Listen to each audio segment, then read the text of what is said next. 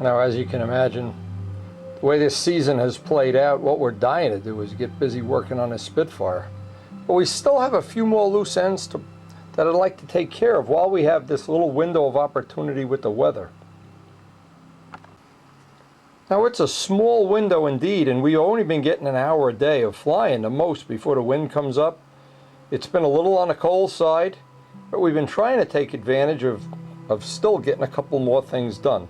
And one of the last things, and it's really something I wanted to try before we actually start major construction on the Spitfire, I wanted to try this dropped liner in the motor. Now let me explain what a dropped liner is and how we're going to go about doing this. Now if you take any two-cycle engine, the porting is such, and this would go for motorcycles, weed whackers, boat engines, it wouldn't really matter.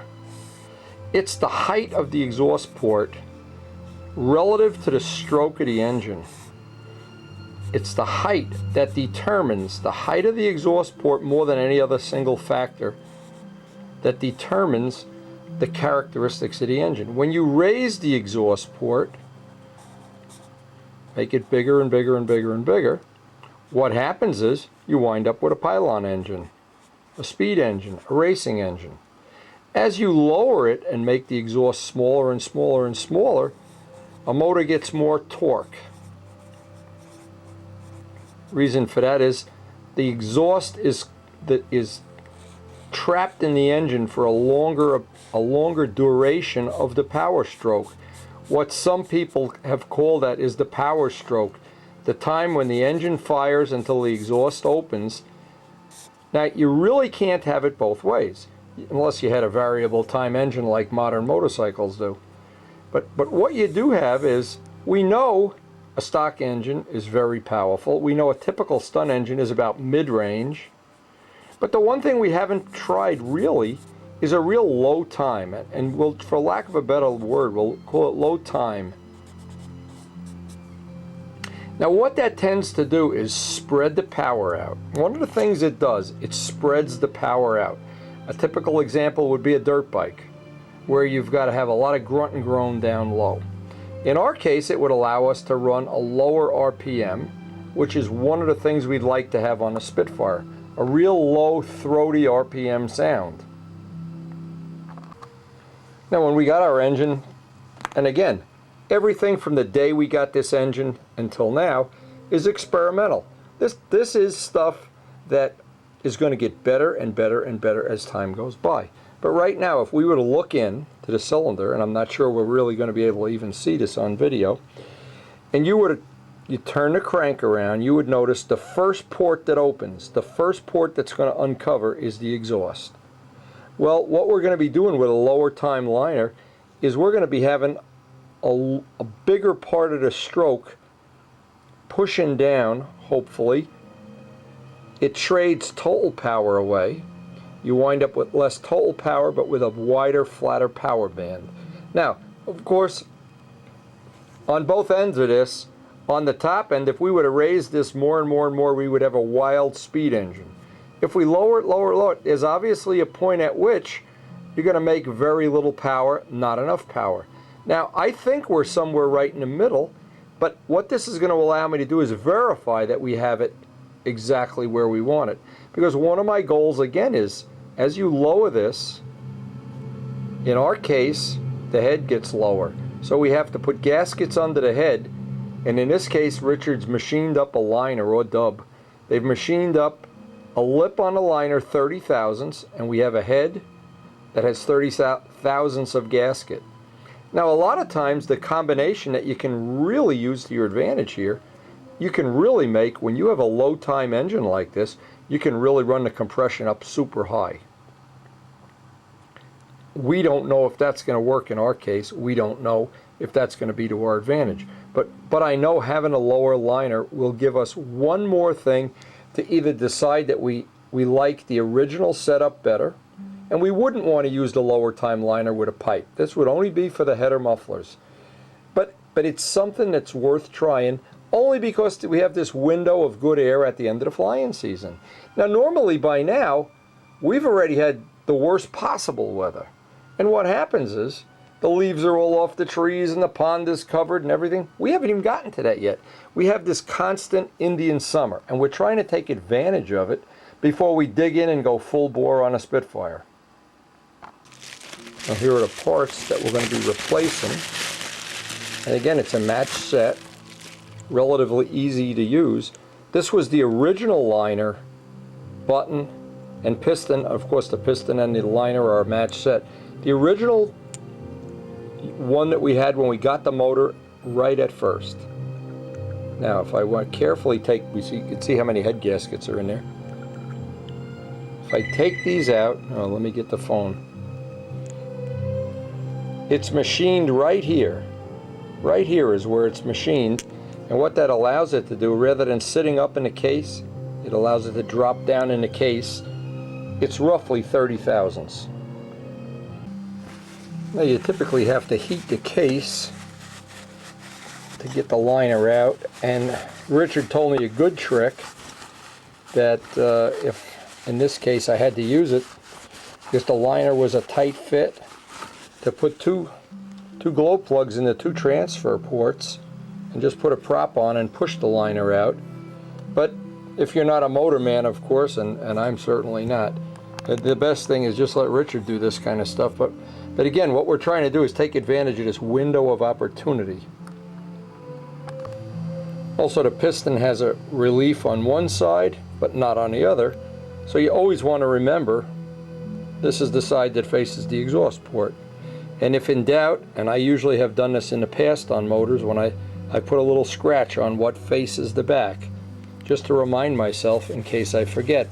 But now this is a complete unit.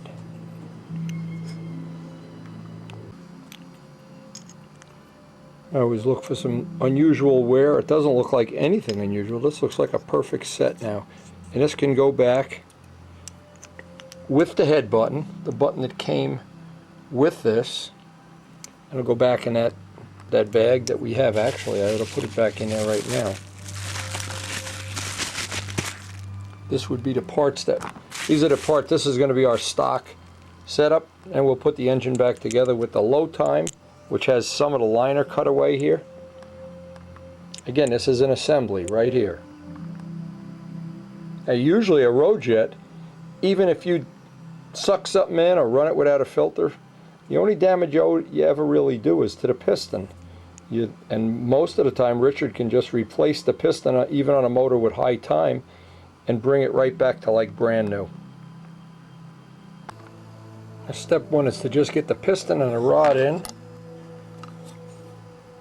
Get this at top dead center and slide the liner in. And over that, the liner gets slid. And now, of course, to make sure as it goes into its final setting, that the first port that opens is the exhaust, and we've got it lined up perfectly even with the exhaust port. And I'll take the header off and look inside just to make sure. You don't want to have the liner in crooked. Now, I always put just a little bit of machinist oil on the liner and piston, which will burn out after run oil, automatic transmission fluid, anything, just so we don't run dry parts against dry parts. And then I get carefully, and this is one little step, one little bit at a time, because we're using 30 thousandths of gaskets here. So I want to go very carefully in a star pattern, little by little, on the torque, and you can feel the bolts seating. Again, if I had the time, I would have just sent this down to Richard and let him do it, because I know he does a better job than I do at this. And this is not my forte, that's for sure. But this will buy me a couple extra days of flying when this break in the weather comes or leaves us, and then we'll be carving motor mounts.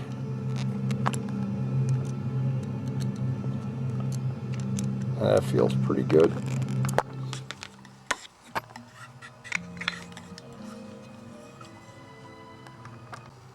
Now, before I put the back plate on, I want to make sure this has what I hope is going to be real good compression.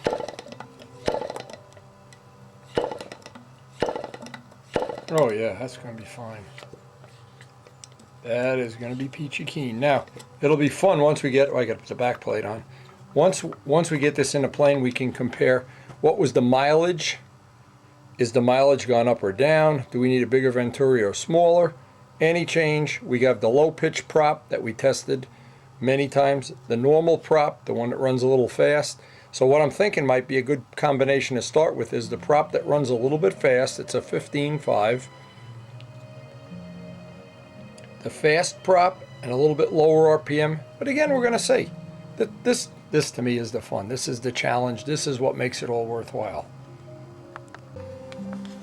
The thing that always attracted me to this engine more than anything else was the fact that the tuning was linear. In other words, you could always put a head gasket in and soften the power. You could always take a head gasket out and get more power. And it seemed like a bottomless pit. And it was easy to tune. It didn't have power spikes and things that were difficult to deal with. Now, the only thing I have to still check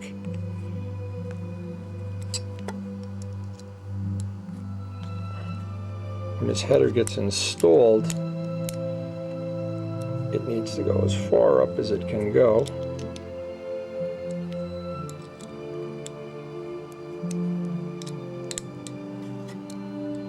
Again, one of the things we're going to try to do with the Spitfire is run, if we can, at 7,500 to 8,000 RPM. That usually is a pretty realistic sound. It's not a whiny high RPM sound. But again, we're going to find out. And we'll always have the option. Oh boy, I always over tighten those. But this motor, one of the nice things about this motor too has always been, right from the get-go, no leaks, no drools, no drips, no... You wipe it off with a little of that aluminum polish once in a while and it's like a brand new Harley. It always has that S&S motor, the Harley S&S motor that's cut from bar stock. I always use that as my example. Anyway, pretty much ready to put it back in a plane. And we've had this plane apart a million times. One of the nice things, again, with a motor that doesn't drip and drool, the inside of the plane always stays nice and dry. Bare minimum of oil ever gets on the plane itself. It's really a lot more fun working on it than one that's a dripper or a drooler. Here's one little thing before I ever put an engine back. I always take this area, wipe it with M600, because the cone goes on there.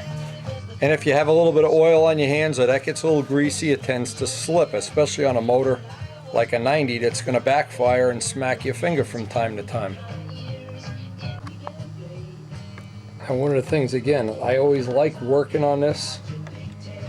It's just a lot nicer when it's not oil soaked and greasy, and all of the maintenance we do, it's relatively straightforward. That's been one of the nice parts about this plane and this motor combination. And you would never think that that's how it would be, but I always want to get my line up there.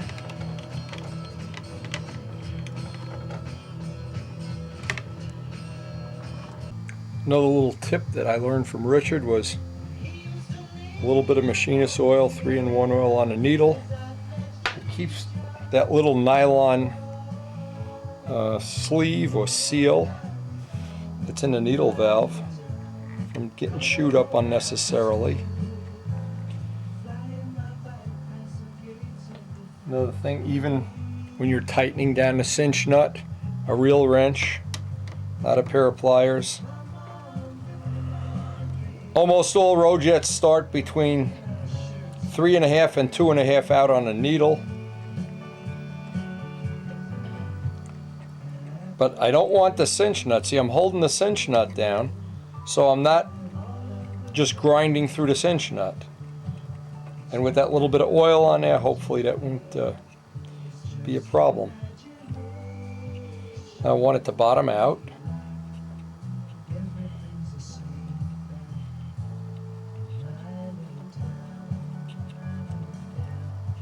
And then I just go tighten that cinch nut ever so slightly. I don't want it overly tight. I just want it to stay where it is.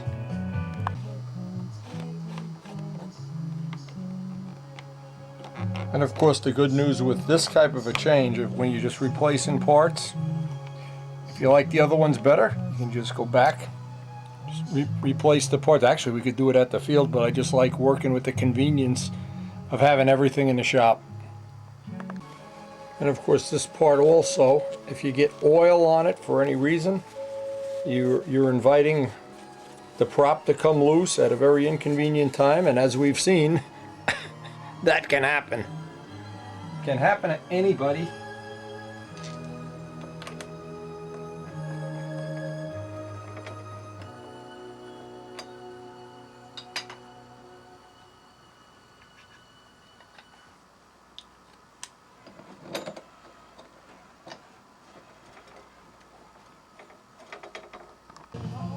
One other thing, no four-way wrenches on any big engines, boy. And I try to just tighten it like it's a lug nut, on a car. And after you saw that one I have on video where the whole thing come flying off in my face.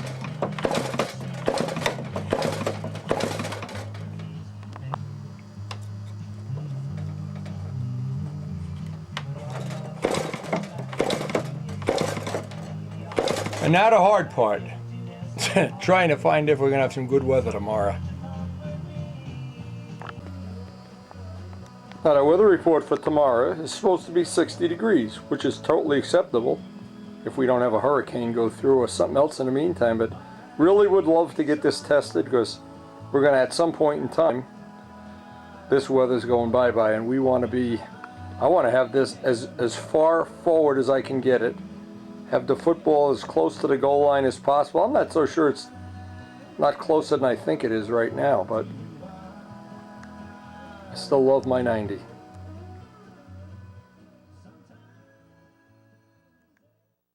See my friends the birds. Now you think they would love me. You think they would say, geez, let's be a little respectful of Wendy's car. I've got to clean my windshield before I can drive. I mean, it's just unbelievably disgusting. These birds. Anyway, it looks like we got a nice sunny morning. Sun is already coming up. Leaves are turning red. Everybody's in a mood for fall here. And we're going to try that drop liner. In fact, if you look in the car, I loaded up the car this morning. We got the liner, and I got the old parts with me, which if this doesn't work out or whatever, and we'll see if we can learn something today. What do you think, Chicky? Can we learn anything? Yeah, don't play the stock market. Don't buy Enron stock. This is what my lovable birds do to me every morning. I don't know what these guys are thinking. Maybe there's a message here. I feed them and they poop on my van here. I don't know what this is all about. But boy, it looks like we're gonna have a nice day for wild hog testing. Oh yeah. The leaves are all changing here in beautiful Rutherford. Boy, we are stealing another Indian summer day, I'm sure. It just seems like it's going on forever. Like an endless ocean of time.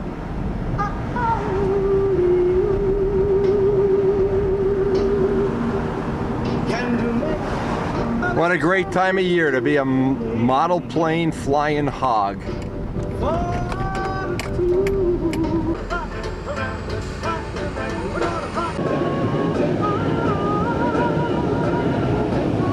It's a great system. Commuters go to work, the wild hogs go flying. Love that system.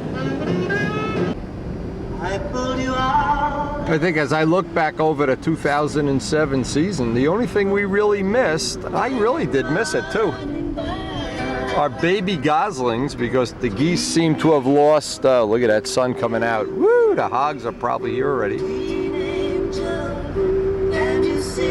Missing those baby geese. They were a lot of fun to watch them grow up. Now, maybe next year. Anyway, the river looks calm. Looks like we're going to get to test our low time liner here today. Now, believe it or not, I had to put the stooge up because the hogs aren't here. I don't know if they're not here because I'm early, they're late, or who knows what. Or Rich had some business, or John had a job, who knows what. And the first thing I want to do is check that where the mileage has gone. And we were running 620 with the old system. This feels like it's a little higher compression when you flip it over, which usually means I'm going to get less mileage.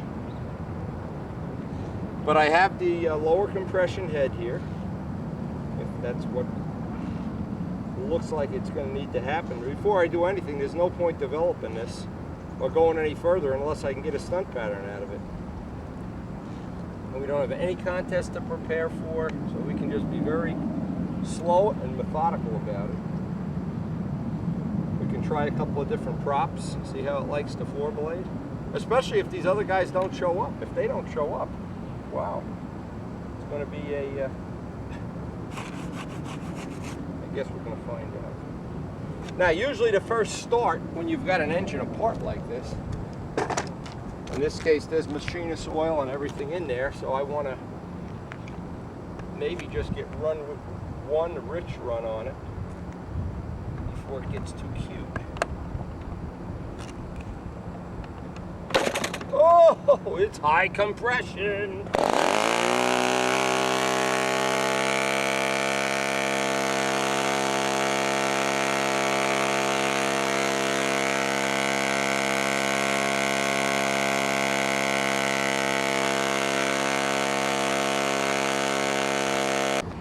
Okay, so for the flight, I don't know if you can see this, we got 513, which is way too close. We would rather have 613.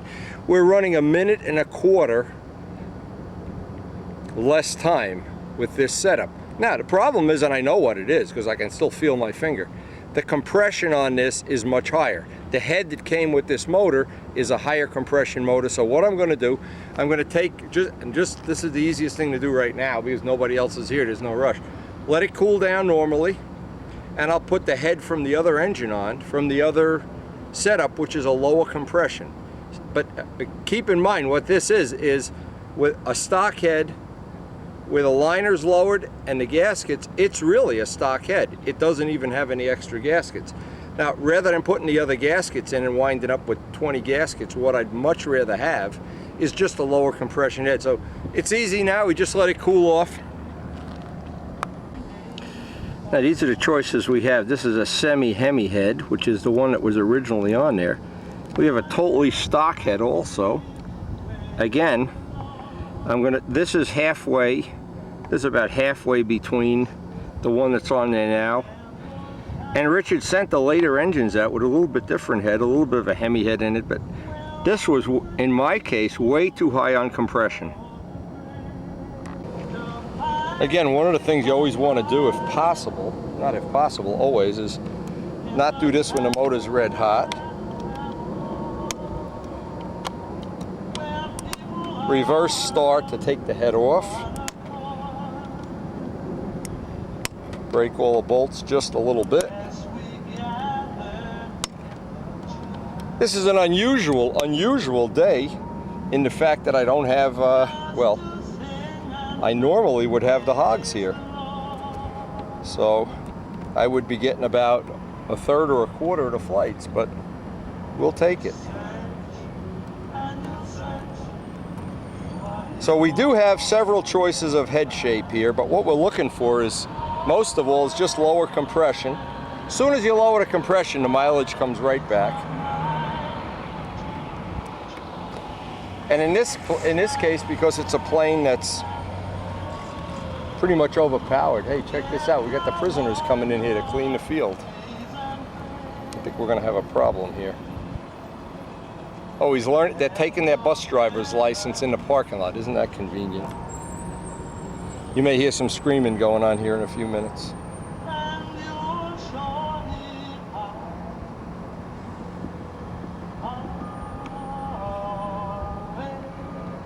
Okay, so this is the one that Richard had put on there. And this then is the same one that goes with the later model engines. Now we got another driving lesson going on here. Unbelievable. This is going to be lower compression, but is it going to be too low, too high? Well, I guess we're going to find out. Always have to be on guard here. Bus driving lessons, can you imagine? It's almost like you can't make this stuff up. And of course, as a last resort, if we get the compression, here we go, low, and we still need a little more mileage, we can add some pantyhose. That's never a problem, especially in cold weather like this. But the one scenario I don't want to have is I'm just richening up the motor in an attempt to slow it down, and then what happens, other bad things, you'll lose the motor run, number one. I feel a little breeze coming up now, so. And I can usually tell without even running the engine if I'm close. There's a feel to it when it's right. I could feel it with too high compression. And when the motor's biting you on every flip, every other flip, usually, not always of course, the compression is on the high side. Let me just see what this feels like. Now that feels on the low side, so what it means is I may be able to, well, I'd rather start with it a little low, because it's not going to run out of gas in the overhead E.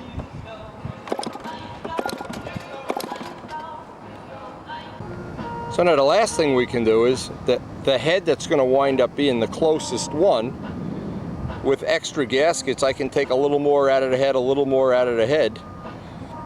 So I only wind up with 2 or 3 gaskets just for the fine tuning, but to get it right in the ballpark, the original one is definitely too high, and the stock one is off the chart way too high. And both of these could be machined out a little bit more. Check this out while I'm trying to fly. We got bus driver driving lessons going on. And to this side of us we have driving lessons. And here we have head gasket lessons. What a day. Now again, sometimes you can just tell by the way the motor flips over or starts or sounds, you can almost tell. When I put that together, I really had to feel like, oh, that was really, this feels low. This feels like we can take maybe 1 or 2 more out. We'll find out. But a good starting idea would be to, oh, I love this watch.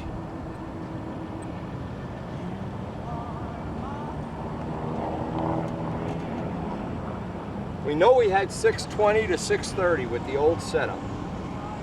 When this is dialed in, we hope we're going to have something very similar. And we got good air density. Air density is 97. So if anything, the mileage is not going to be as good as when it gets lower. But I would always shoot for 615, 620, 630 is okay. I don't want 8 and I don't want 5. And I sure don't want 4. 4 is where we run out of gas already. That feels low. Well, we're going to find out. Now, you can usually tell too by how much you have to go in on the needle. The needle right now is at 6 o'clock. If I have to get it back into its motor run with a half a turn, I know I'm going to have better mileage. It's a guarantee.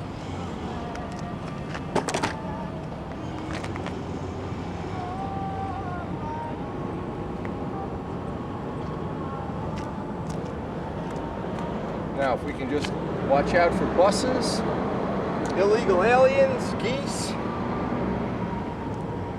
Unbelievable.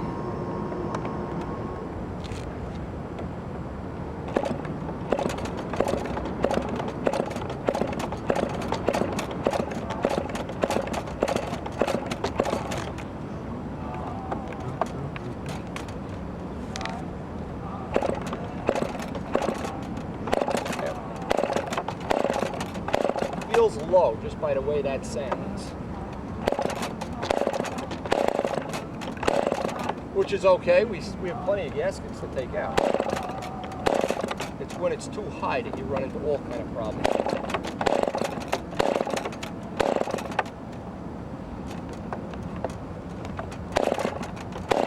Yeah, it's low. It's not wanting to keep the fire.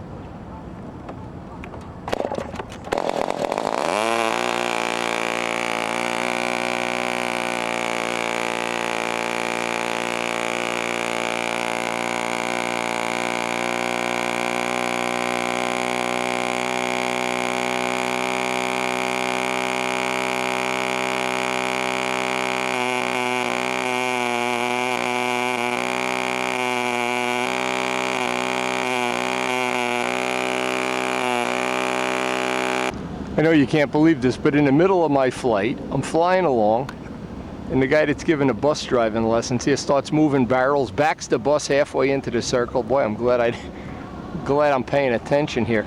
Anyway, from the last flight, we're real close on mileage now. In fact, we're at 638. And what that's telling me is I probably can take 1 or 2 more gaskets out.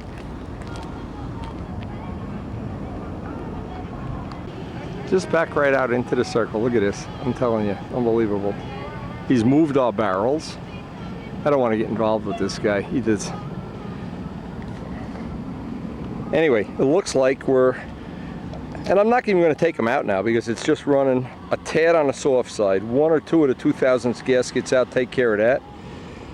We're at 638. That's plenty of mileage. Don't even have to change much else. And I'll start getting familiar with how this liner runs in stunt patterns.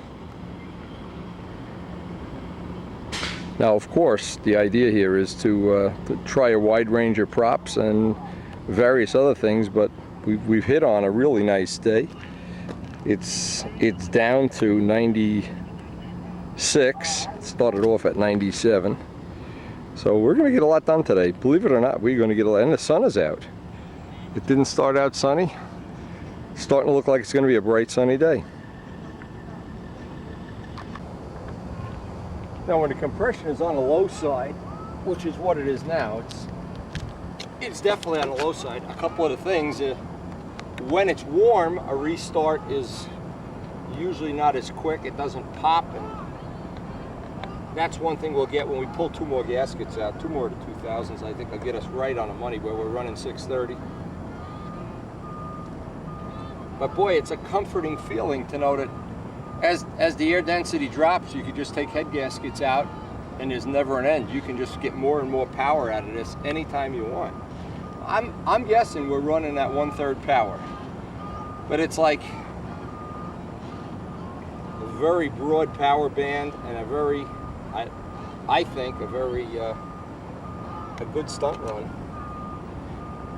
And I'll try to get some tripod flights later, but right now we have driving lessons, dogs, and illegal aliens here. So you can hear the beeping. This guy still hasn't figured out that I'm flying here. But you know what? You start arguing with these people, and the problem is you just ruin your own day for nothing. Anyway, as soon as he leaves, we'll set up the tripod.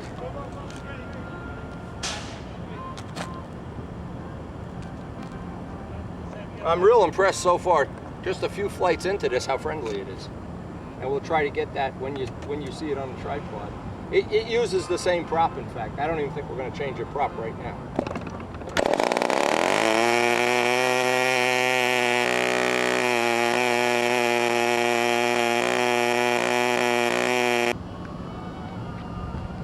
All right, we're going to get, I guess, a couple more flights. This guy would just stop backing into the circle, everything would be nice. Hear that sound? That's him backing in. So when you get on a school bus, you know you're with some rookie that can't back into a parking space. Unbelievable.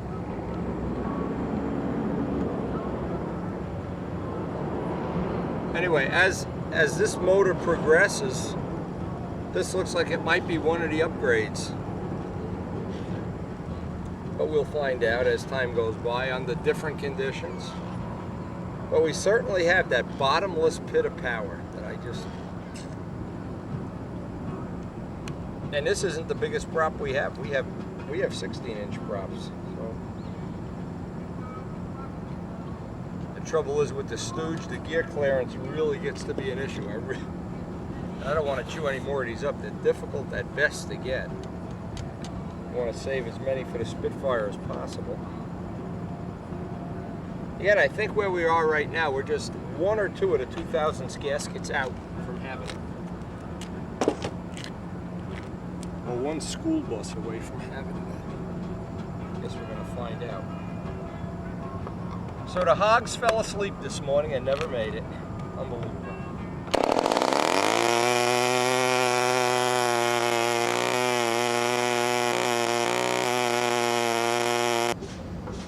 Well, what we're waiting for, and I'm not sure it's going to happen, is we have this bus that keeps backing into the flying circle. So I thought before I even set up a tripod, I'll just wait till he gets done, because I'm just wasting. You can't concentrate on a flight while he's doing it. Now, I really can't be sure that this guy is done with his bus thing, because he keeps driving out of the parking lot, driving in, backing in. It's absolutely unbelievable. I think this guy is going to carry kids in this bus. It's scary.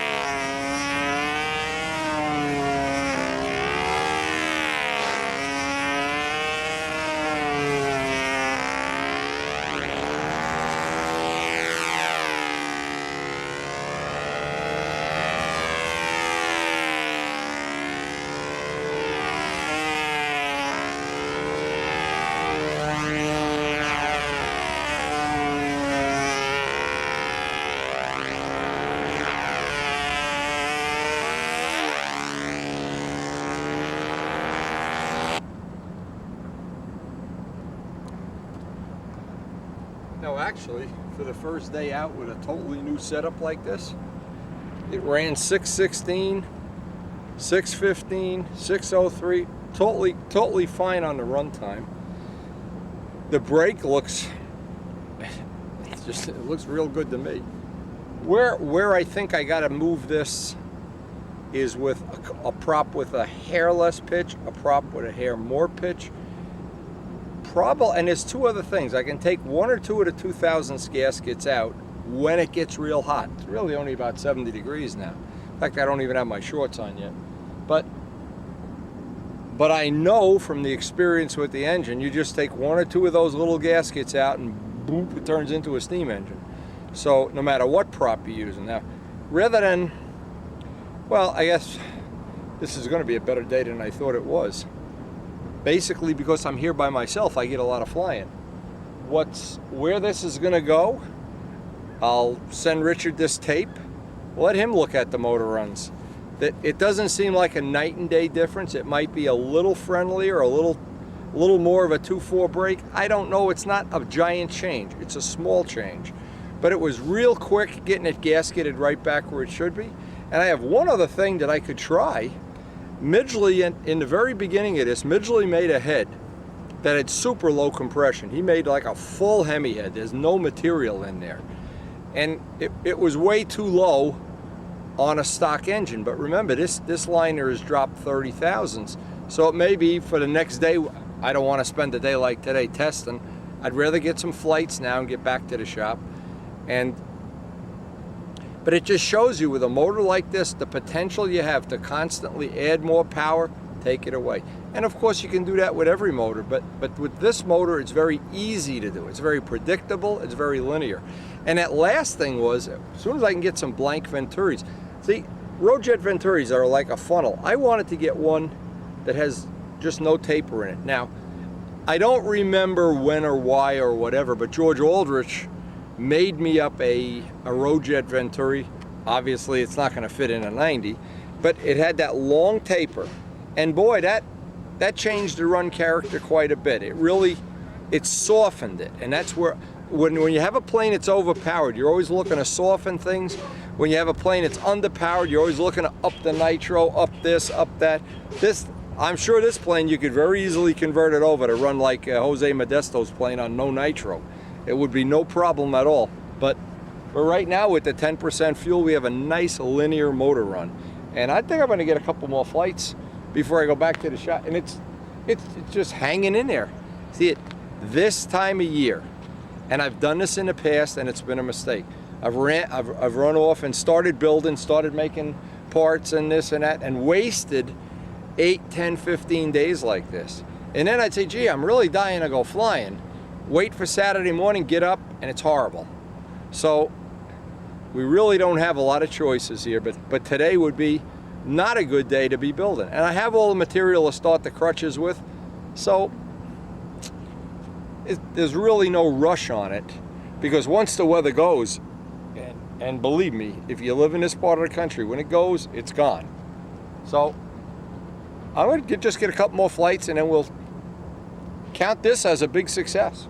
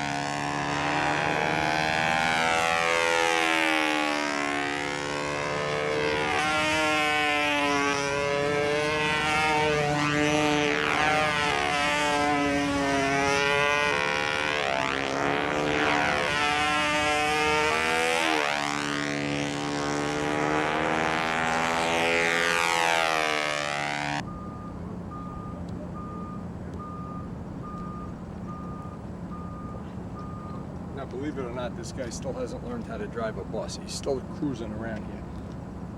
What I did on that flight, and I don't know if you can see it, I need to go back and look at this. That's why I shoot so much video. I want to look at and see it the way I want to look at it on a big screen TV and see what's happened. I went to the lean side of the needle because what I'm looking for with the drop liner, the advantage would be the runaway would on a real windy day, it would not accelerate as hard. It wouldn't be prone to what we call running away, over accelerating, something like that. So that's one of the things I'd be looking for. But obviously today, you could see in the middle of that flight, the wind did a 180 shift, and then it went stone dead. And so, but we're not concerned with the geometry. What I'm concerned with is listening to that motor run. On, off, 2, 4, on, off. Because when that's right, and I have that part of it working in my favor, everything else gets a lot easier.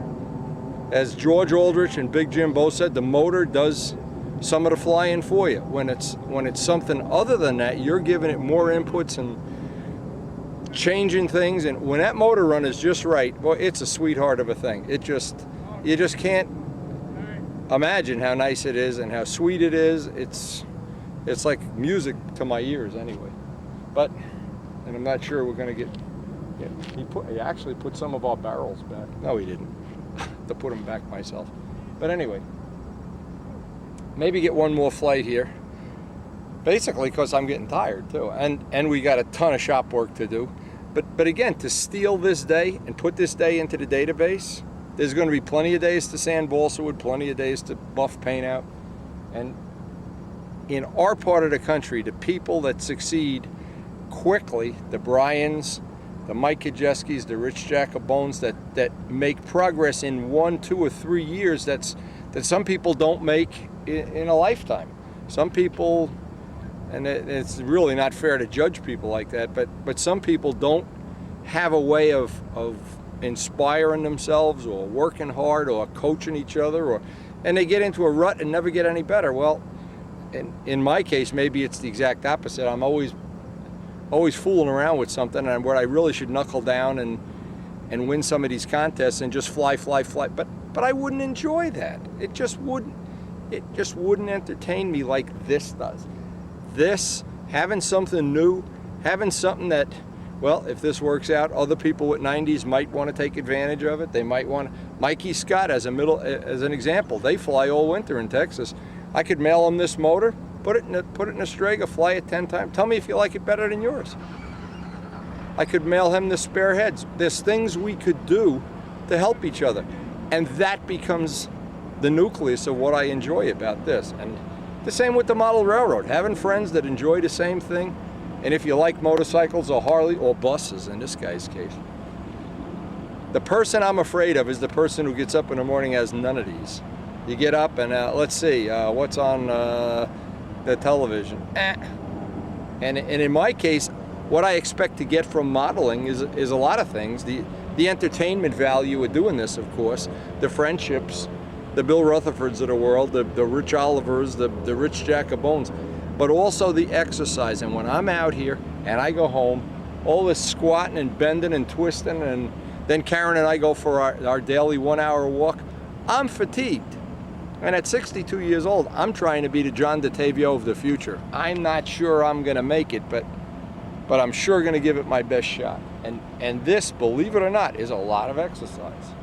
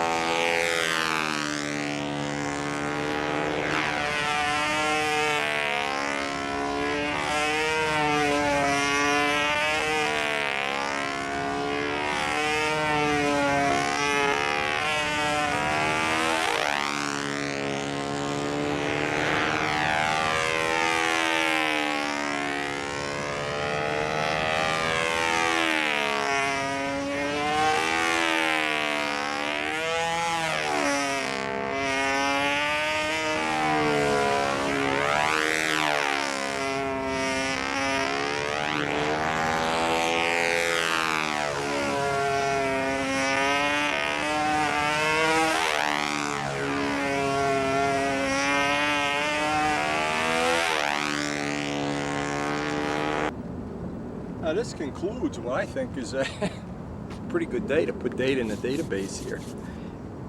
It's been entertaining to see the difference in the power, but the real test is going to be when we get a day where it's really breezy and see if we've got a handle on some of the wind-up, if that's going to be a factor.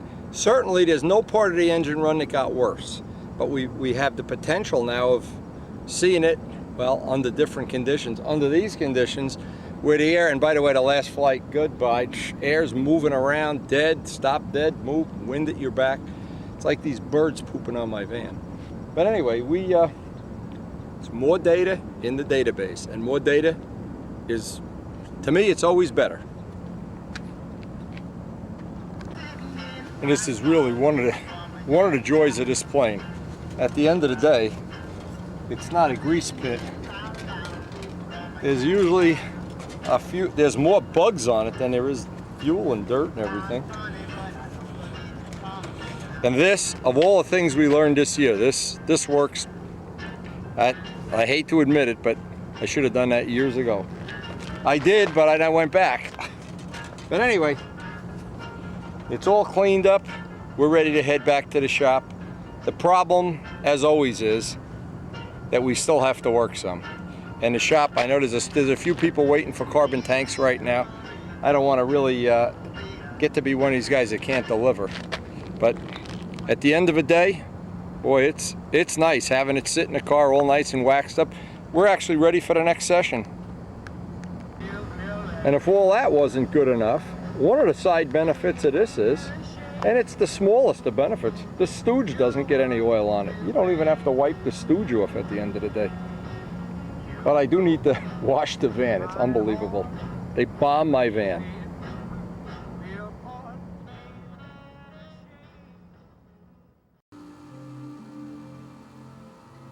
Now in today's mail, we got some cool stuff from Sweden, from Ramo Bark and his family. We'll put that on the video right now. Share it, of course. Ramo, of course, is busy trying to figure out how to smuggle ARFs into Sweden. We really haven't found an inexpensive way to do it. It's extremely expensive, but we're working on it. And as soon as we come up with a solution, Patty at Brodak's working on it with me. They don't send them ground. I'm not sure what the reason is, and it's about $350 to ship them. That's one of our projects we're trying to work on. He's been flying his ARF and enjoying every minute of it. So this footage is from Ramo Bark. Enjoy. What do you like this new Roviet 90? Yes, I like it. Extremely much. Very Flying much. very well. It's running extremely well. Yes, it does. And Thank you. I will fly, record your next flight. So we'll get If I'm flying. if you are flying, okay. I'm not sure. Yeah.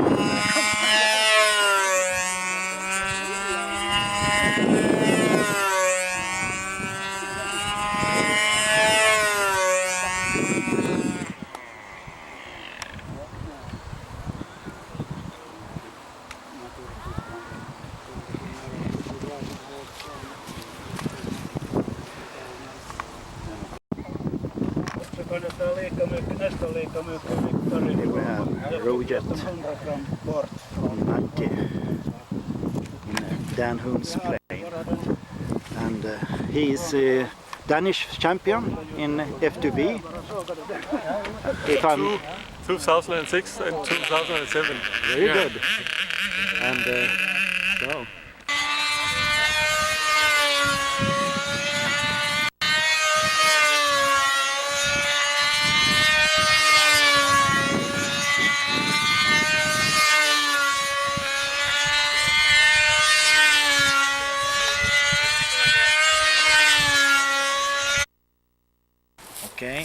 This is the last flight, yeah. First one to fly is Kai Karma from Finland, and the next one is me, and then I don't remember the start order. After me will be Harry Kolberg from Norway, and then Dan Hoon from Denmark. So we are 4 in this round. This is the last round. Two have they don't like to fly the last one. They have a long trip back home, so, and they cannot change their positions now. So we are 4 in the last round. As I'm looking at, this is funny, as I'm looking at Ramo's footage, I noticed this is pretty good. See, he's picked up on being windy, talking to the camera, and notice, Bernie Trent, notice something. He's got my old Ravens hat. That old Baltimore Ravens hat is now in Sweden. How cool is that? Anyway, I enjoy looking at this overseas footage. Ramo, thank you so much for sharing this. And Dan, anyway, I enjoy looking at this overseas footage. Ramo, thank you so much for sharing this. And Dan Hume, by the way, is somebody that I've corresponded with for a while. He's got a Rojet 90 in there.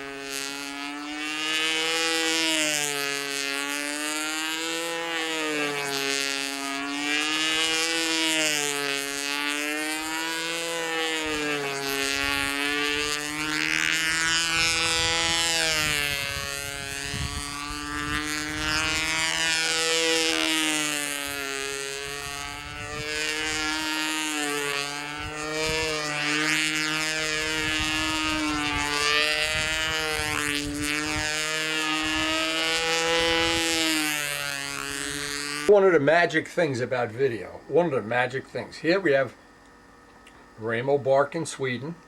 I just got to see his flight. And that ship looks like it's in real nice trim. Looks like it has good speed control, and you can tell the wind is really blowing. It's got a nice motor run. Now, I know Ramo's flown my ARF at Brodak, and I worked with Ramo. I've looked at other footage of him flying. But I still see, and this is the beauty of video, I still see, I just want to demonstrate this. When you're flying, this is what I see. This big arm all over the... It looks like that's making it a lot more difficult than it has to be. And if you go back and look at some of the people that we've videotaped their flying stance, now I try, but of course there's exceptions, to always have my hand in front of my face. I never want, see, you're flying and your hand is out here. Now think of the geometry that has to happen before you find neutral. When your hand is in front of your face, there's only two possibilities. It's up or it's down. Out here it's off, it's down, it's inverted, it's this. It's on like a ball link out there. So lesson one that I can pick up from this DVD, and I've seen you fly before, I've seen you fly Brodak, you've flown my plane, blah, blah, blah, blah, blah. But now video becomes a tool that I can help you work on a pattern. But I would say this, I know it's going to be very awkward. Try, get the hand in front of your face so you can see your hand in a plane at the same time. That hand should never be out here, should never be over here, down here, up here. Anytime that hand moves, all this geometry in your arm and your brain has to retrain, and you have to find neutral, and you look at some people flying, they're doing a Macarena, it's like Dancing with Stars. My feeling is crouch a little bit forward, just a little bit. Don't be standing straight up. Straight up doesn't allow you to pull back. If you're a little bit forward, you can just back up. Without, see, nothing happened to my hand. My hand is staying right where it is. But if I have to move my hand from the side, it's always moving up or down, or my elbow's moving. If you can keep your hand, the more you can keep it out in front of you, and the more you can fly with a little bit of a crouch forward, it gives you a lot of choices. And that's something we can, thanks to these videos, we can share this instantly. I mean, I get these videos on a regular basis, not only from Ramo, but let me be honest, there's a lot of people don't want me to put it on my video. Check it out, but don't criticize me. Well, you know, and I'll still do it, but the way we wind up helping each other in life is by learning from each other's mistakes. That's the magic, and that's the magic of video. And that's what I think can really happen. Now, I haven't seen Dan Hume's flight yet, but I've emailed him. He's got a Rojet 90. We've talked about muffling systems. We've talked about... I never got to see his plane until today. Well, and I never get to see, like in Sweden, the flying field. They got water on a flying field. You know what? We got water on our flying field. What's wrong with this picture? Anyway, again, I've said it over and over and over. Ramo, thank you so much for sharing this. And I hope in the future we're going to get more of these from different European groups of people. They get to see what we do, we get to see what they do, especially when it's something like this where we can learn from each other. I think that's so super.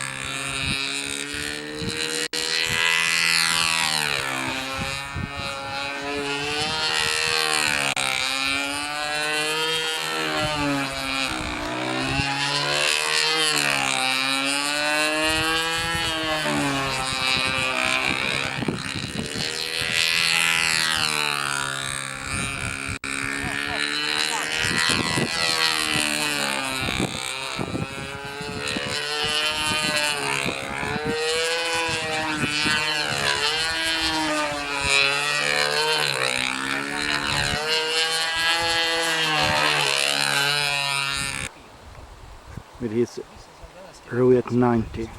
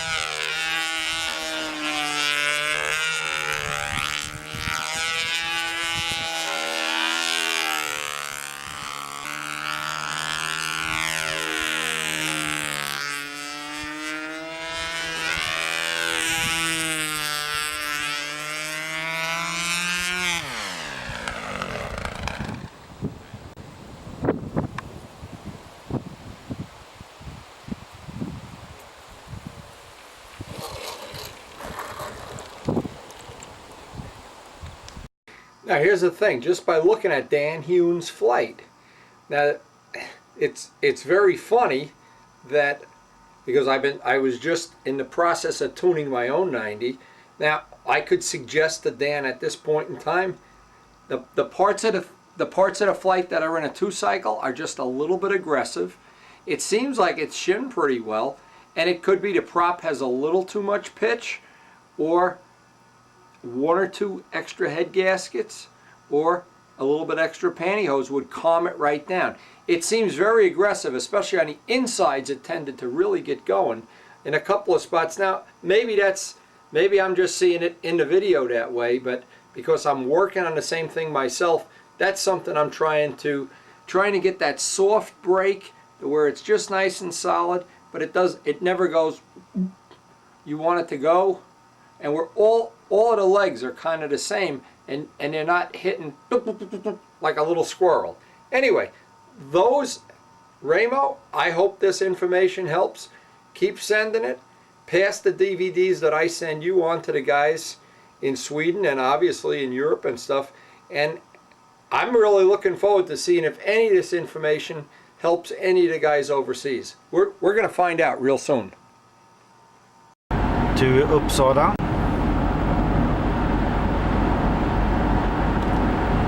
And this competition was the last one this year. It's the last one on the season. And it's always fun to come down to Vänersborg because it's on the west coast. So the Norwegian guys and the guys from Denmark often join us because it's quite close to them. It's not so far away, so they like to come and join us in our competitions. Well, as we go past the airport, I see the flags are just like yesterday. Looks like we may get a good flying day in here, even though it's cloudy and it's supposed to rain. That usually means it'll get sunny later in the day. Where are these birds around here? Look at all these birds. Holy mackerel. Any day that they say it's going to be sunny and calm, it never is. So when they predict rain and it looks cloudy, you know it'll be sunny and nice.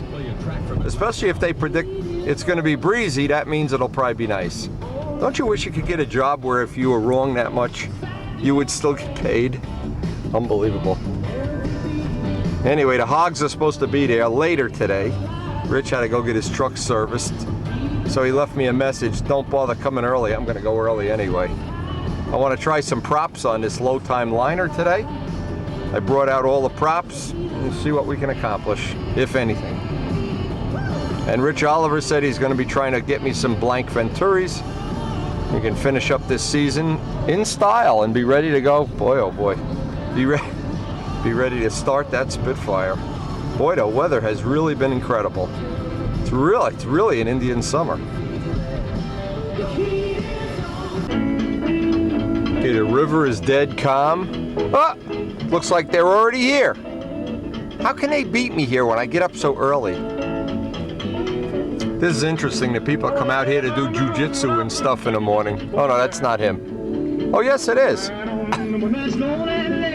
What the hell's he doing? Now they had a problem because Rich had to drop the truck off or something. I don't know what they're doing. All I know is I want to get some flights. You guys are eating up all my good air. Oh my God, look at this. Is this a happy guy? He's on drugs. What did he do, steal your truck?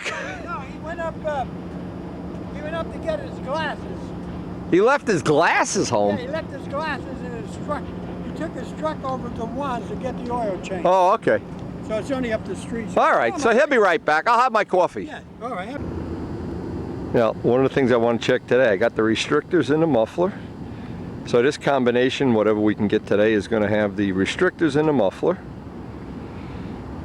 and our old 5-pitch prop. I'm going to try to turn it at a little bit lower RPM. Well, we're going to see. But first, Rich is going to get some flights. Yeah, I think I got whacked on Sunday. You got whacked? What Sunday? We're all whacked out here. Rich has decided to demonstrate his patented one flip. Don't worry, he guarantees it's gonna start on the first flip in cold weather. Notice he's wearing his velour jacket. John has on his patented velour shirt. And Wendy's the only guy out here just wearing a flannel shirt. It is cold. Chilly. Chilly Concordia. It's not Texas weather. No, Richard Oliver would be trembling here. He'd be shaking. We could hook a generator up to him. And Bill Rutherford's up in Nova Scotia right now. Must be freezing, isn't it? Oh, yeah. He thought it was cold when we were here, the week that he was with us. How do you guys take this below 80-degree weather? Oh, it's horrible. Now, he's decided to do it without Ronson, John. No Ronson. He's just going to demonstrate to Wendy. And if he gets his finger whacked, am I going to laugh? Am I going to laugh at you? Prime it up there, Chickie. Be a man. Flip it bare hand. Don't use that rubber thing either. This coward, he's got all big cuts in his rubber finger thing. Ay, forget it. Forget it, baby. All right, let's make empty fuel jugs today. One flip. This is how they do it in the northeastern corridor of the universe. Yeah, Ramo's video was great. Guy's got a Rojet 90 out there. Ramo's got his ARF. And they got the Swedish circle on the field. Half on the water. Ready? Yep, go. Hey, something's coming out here. Hold on. Is your tip weight box loose? No. So that's the way it always Yes. is. Oh, okay. All right, one flip. Hey! Look at it go!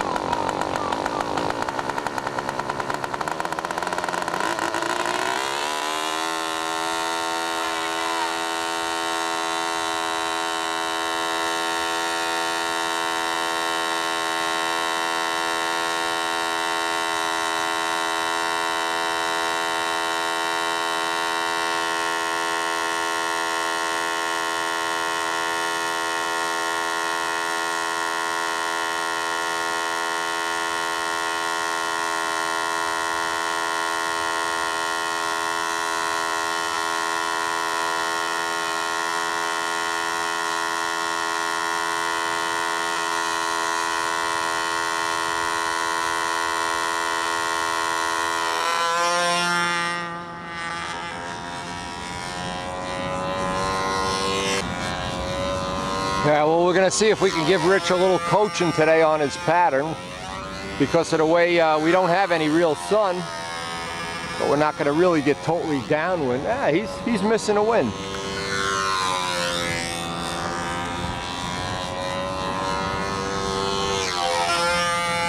Anyway, Rich has been making some real progress since we've been doing this and since he's been looking at the videos. Now that Brian has his own camera, there's times we can have 3 cameras going at the same time here in Jose Modesto. A lot of people starting to take advantage of that technology. Now let's see what progress Rich has made. Let's see if we can get this over here just a little bit. And what I want to do on mine, I got the restrictors in the muffler, the little restrictors. It'll usually run a couple hundred RPM slower. I can usually use the higher pitch of the 2 props that I like. And the 4-blade. The 4-blades run good with the restrictors.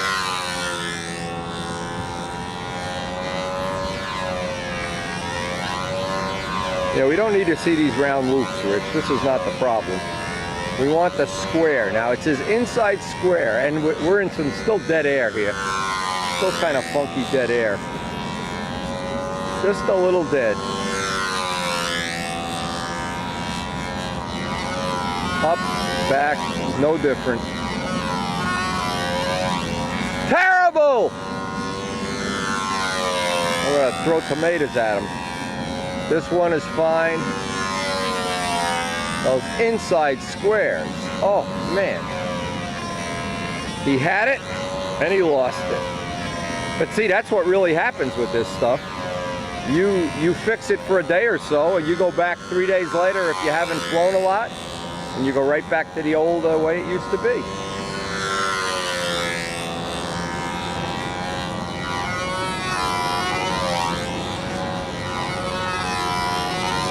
Motor's running right, just about the right brake. Good speed, here we go right now with the round 8. Again, this is eggs, standing on end.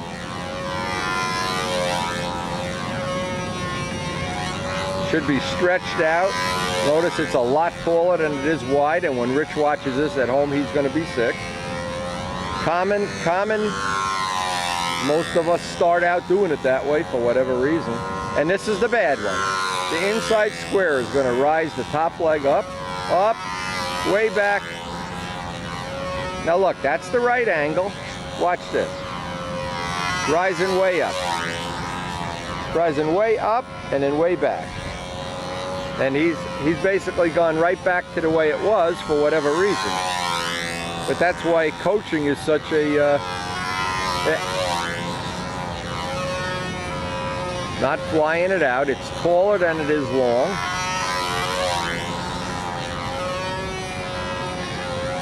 You got anything I can throw at him, John? Throw a rock at him.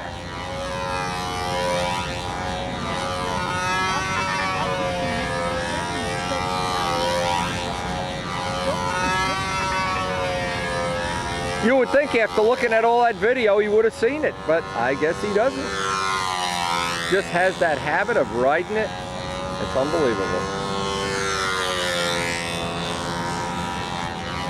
And we've really worked on this a long time. This has not been a 5-minute thing. We've really struggled with him. Anyway, when this flight's over, I'm going to try to get one flight on the old Novanta.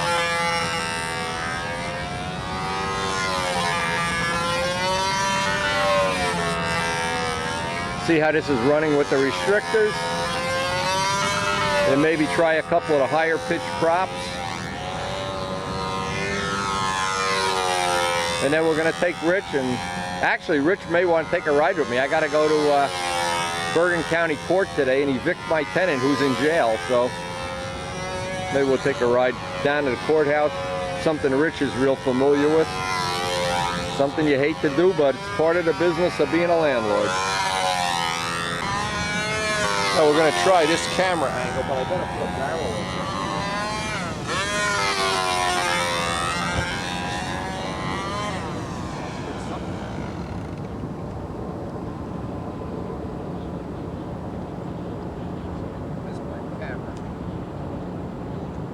We don't have anything by the camera, the idiots just drive right into it.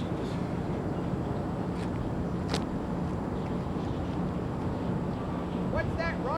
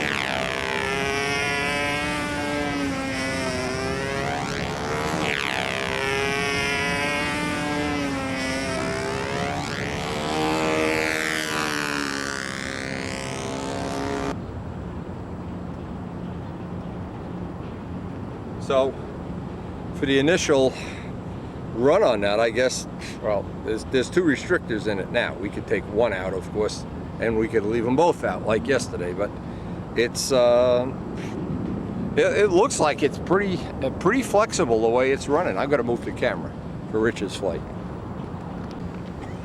All right, the wind is shifting. Rich is up next. I got it, bro.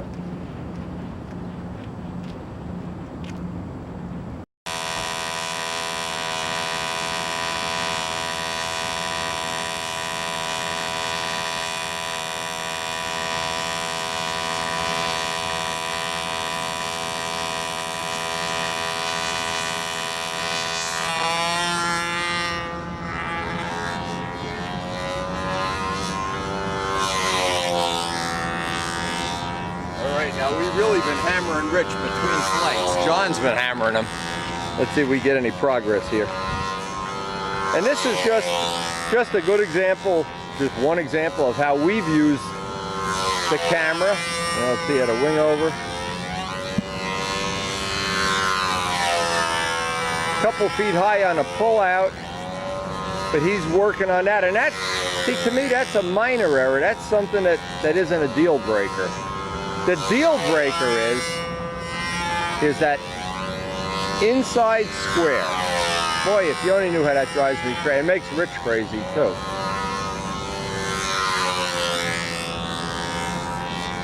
Now, even though it's cold and the air density is good, yep, still got a lot of wiggle on the way up there.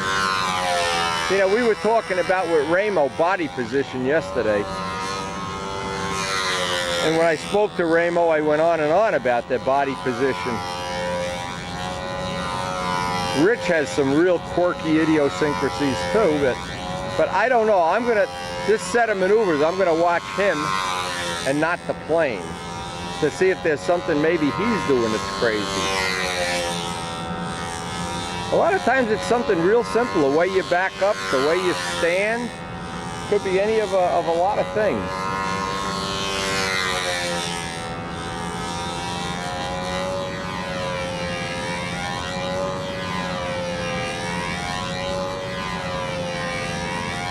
Now, the air is just shifty enough to make it challenging to fly, but it's certainly not, we're nowhere near the point where it's not flyable.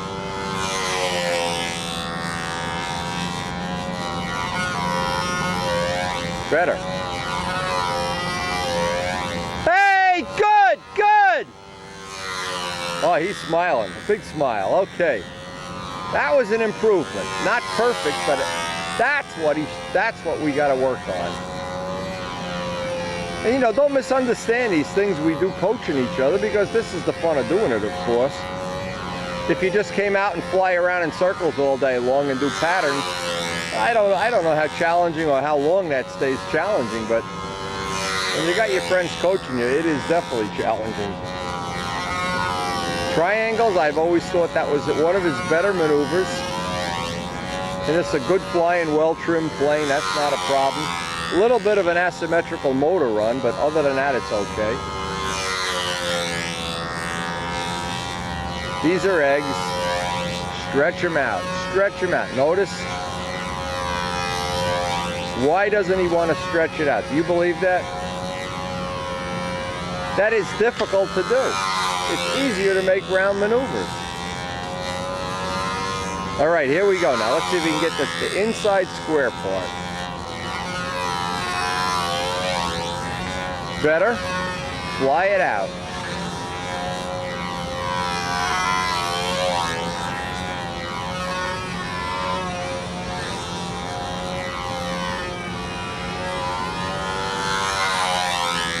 That's better.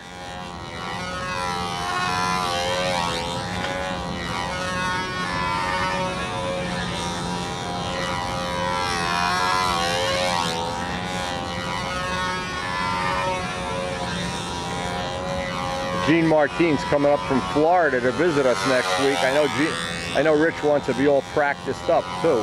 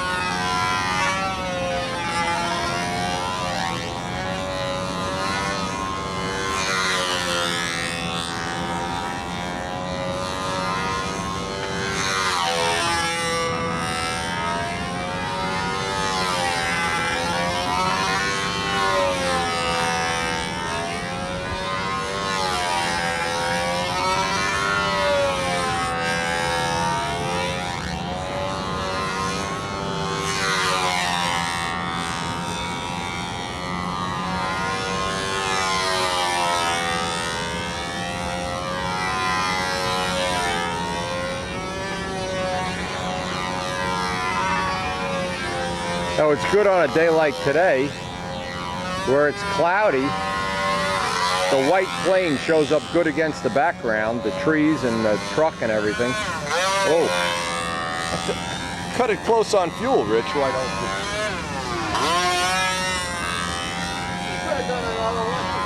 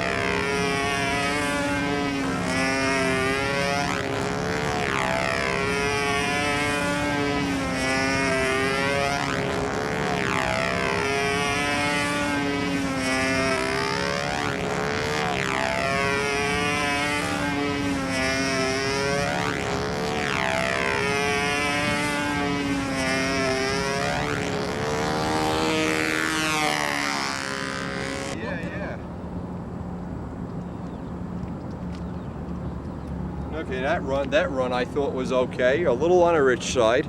But see, what I'd like to do now, and we're not going to have the time to do it now, I'd like to start trying props with a little more pitch, a little less pitch, a little more load, a little less load. But I know at least the setup that we have is in the ballpark. It's something I can work with, something I can move forward. John's all excited because the plane isn't leaving a big smoke trail. Ah, you shouldn't smoke anyway, Dave. Oh, watch this thing smoke. Oh, I know. I know. But something.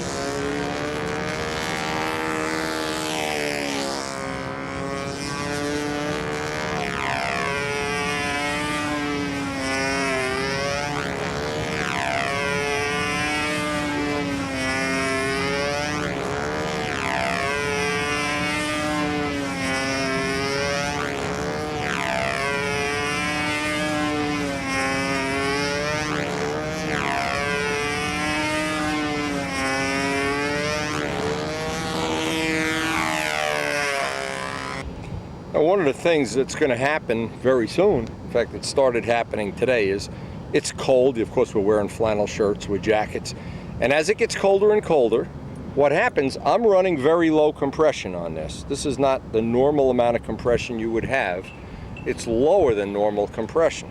Now, one of the things is you always want to be sure that you've got enough heat in the head so that the glow plug stays lit in cold weather. And as the weather gets colder and colder, and we plan on flying, of course, until it gets brutal, and sometimes after it's brutal. But one of the things, I have a spare head, of course, and I thought one of the things I could do is, I did this with a Tiger 60 and it worked fine, is I cut the fins off the head. Just took some of the fins off the head so that the head itself ran hotter. And if it doesn't work, of course, we always have a stock one. We never don't have a stock one. But getting rid of some of the finning in this cold weather, now Rich Oliver won't really have to deal with this down in Texas. In the weather he's dealing with, it's a whole different ball game. But for us, this may be it may be worth doing because we'll have this extra part. That's one of the things. Now, what I wanted to do today, I want to take out, there's a bunch of head gaskets in there. I want to take 2 of them out so that the next session we fly, it'll have a little more power, a little less mileage. And I want to find, and of course what it'll do is generate a little more heat in the head. Now, that's going to be an advantage in cold weather. But what's going to happen when it gets hot? Obviously, we're going to want to have a head, and the head doesn't change the compression of the engine, but it does change the cooling. So in effect, we'll have a big radiator and a little radiator at some point in time. And anytime I take this apart, of course, I'm always looking for other things that may or may not be a problem or an issue or whatever. But so far, we have been incredibly lucky. There's really there's no oil on it, and we ran it today with the little baffles in the pipes. But of course, in cool weather, this is all possible. What happens as it gets hotter and hotter, and we're at 95 or 96 air density, what happens in this weather, everything is a fuel dragster. You don't have to ever worry about overheating an engine in this weather. It's cool. Actually, there's high humidity in the air today. So this gives us a lot of choices. And having that head with the fins cut off as a smaller radiator, I would think the only time you'd ever want to use that is in cold weather. But the problem is we're going to be flying in cold weather. And I want to keep developing this package.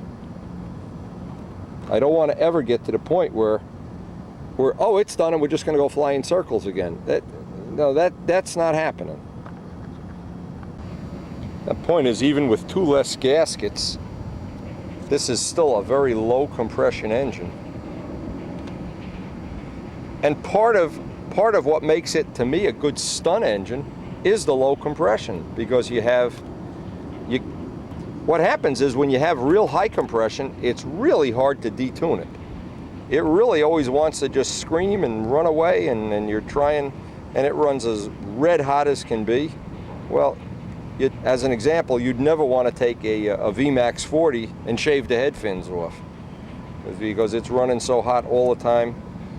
You might even want to put some more on, but I got 2 of the 2000s gaskets. They're actually stuck together here that I'm taking out.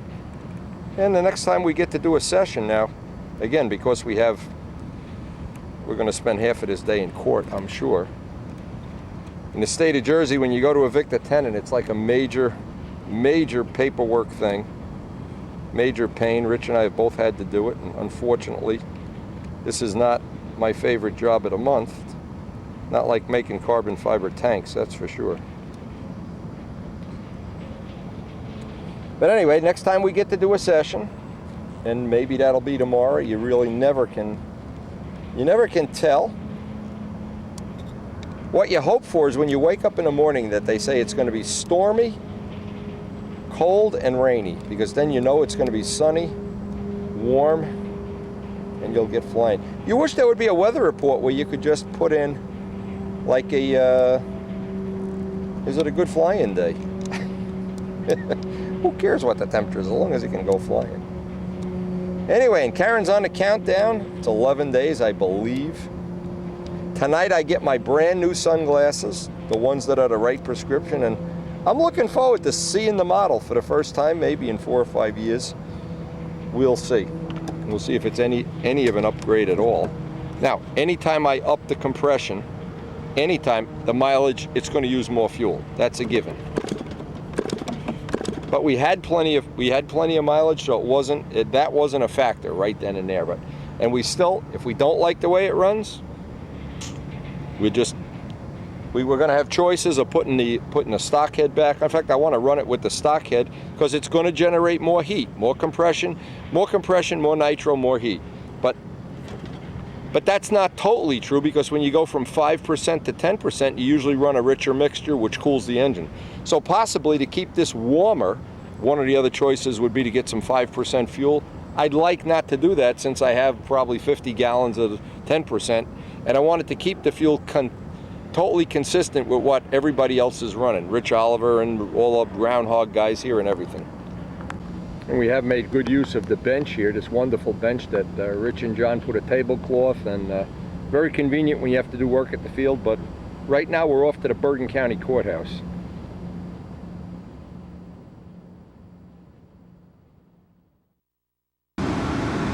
Boy, there's our county courthouse where we have to go. Look at this parking lot. I'm not even going to be able to get a parking spot here. Holy mackerel. I was hoping I could get back to the flying field today, but you know what? Anytime I've had to do this, it's a couple hours. Oh my God, what a nightmare this is going to be. Every spot is taken. It looks like a castle, doesn't it? You can't even get into the parking lot. Look at this, and they have additional parking over here. You have to pay, of course. But what a moneymaker this must be. Anyway, I would guess, from the look of this, I gotta go around a block. This afternoon shot, and I was really hoping to get back to the flying field. Not happening. Even that building's full. Jeez, unbelievable. Check the razor wire on top of this building. This is where my tenant is, right there. Razor wire Michael. Only 3 months behind on rent. Unbelievable. Unbelievable waste of a day. But more on that as it unfolds. We don't know where that's going. I don't think anybody's going to put up bail for it. I'm sure not. Anyway, just more of the great Windy Novanta 90 Spitfire adventure. Unbelievable. And it never ever ends. It's always an adventure. Check this out. As I get home from my lovely trip to court, our local cat is stalking a bird in my driveway. I can't get in because he's stalking. Look at this. There's my birds. Must be making him crazy. He sits here and stalks birds all day. Hey! He doesn't like when I unstalk him. Hey! Can't eat my birds. Get out of here! My birds are safe as long as I'm home. And as I always come home here, there's one thing I always say, and Brian's starting to say it now too. Home again, jiggity jig. Oh.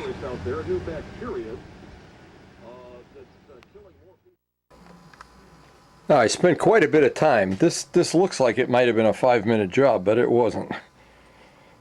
Now, the purpose of this again is going to be for our winter runs, run the engine a little bit hotter.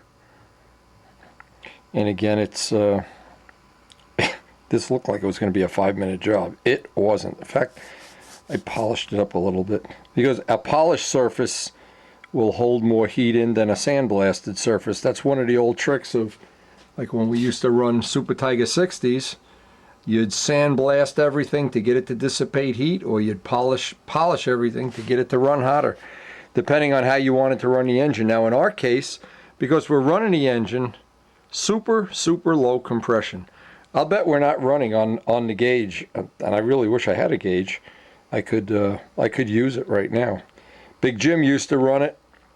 185 was a stock Tiger 60, and he'd run them between 125 and 150 on his gauge. Now he had his own gauge. It wasn't a commercial gauge, so it really wasn't fair. But I'm guessing we're running probably lower than 125 to get this kind of a very soft run where it's not aggressive in any way. Anyway, we're looking forward to testing this if our weather holds up. And it's got to be good because they predicted rain tomorrow. So that means it's definitely going to be a great day. Boy, now you never know what comes your way. Mike Kajeski has his permit and he wants to go out motorcycle riding. And I'm thinking, look at the trees. The trees are blowing. Well, it might be a good day to just go out and take a ride with Mike. For anybody that doesn't know or is not a motorcycle, this has almost 18,000, 17.3. I just put the luggage rack on. It's in the last couple of months because Karen now rides with me, and now that she's coming up on retirement, we'll be doing a lot more riding, I think. We just never had the time while she was working. But the old bird is still nice and clean, except for a couple little scratches here and there. Mostly my fault. And it's just something about Roject power.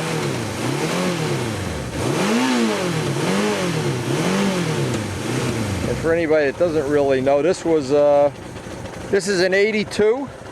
It's going to be eligible. I've had it, of course, since it was new. And it's eligible now for QQ plates. So once it warms up, and we'll go see if old Mike Kajeski wants to go for a ride. And I'll tell you, I haven't ridden much this year. I ride less and less each year. Basically because I'm so intrigued with the planes, but it's always good to take a break one day and just go out and bring back the memories of the old days when we were young.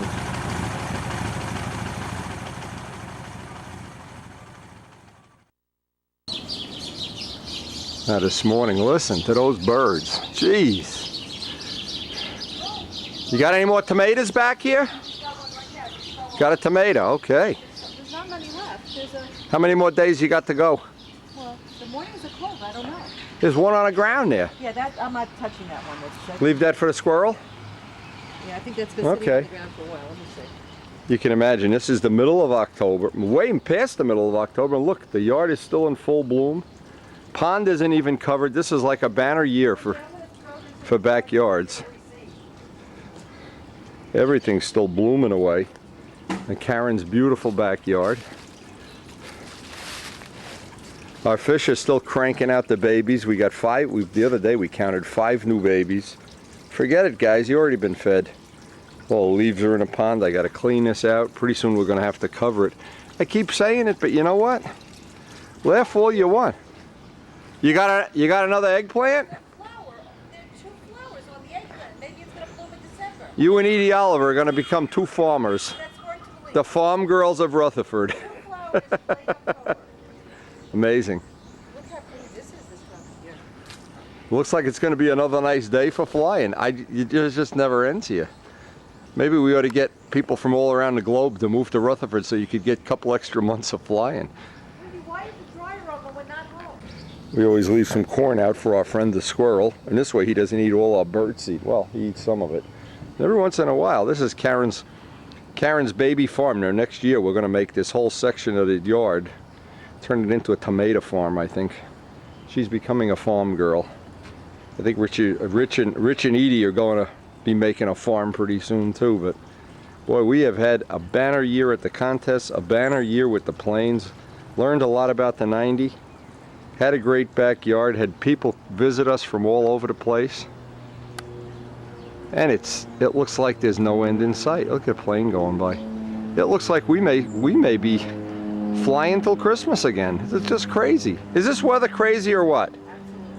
Unbelievable.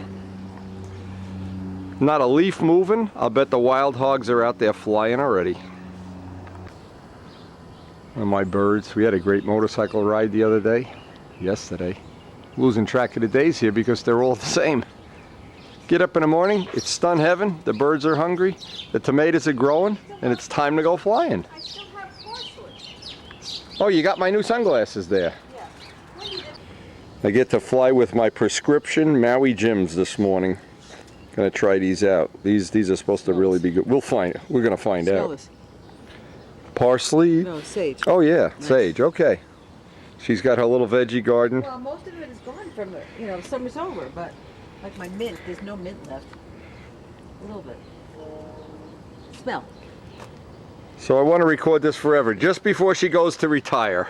As we get ready for retirement, 10 days. they're going to take us to a nursing home, I 10 think. days, baby.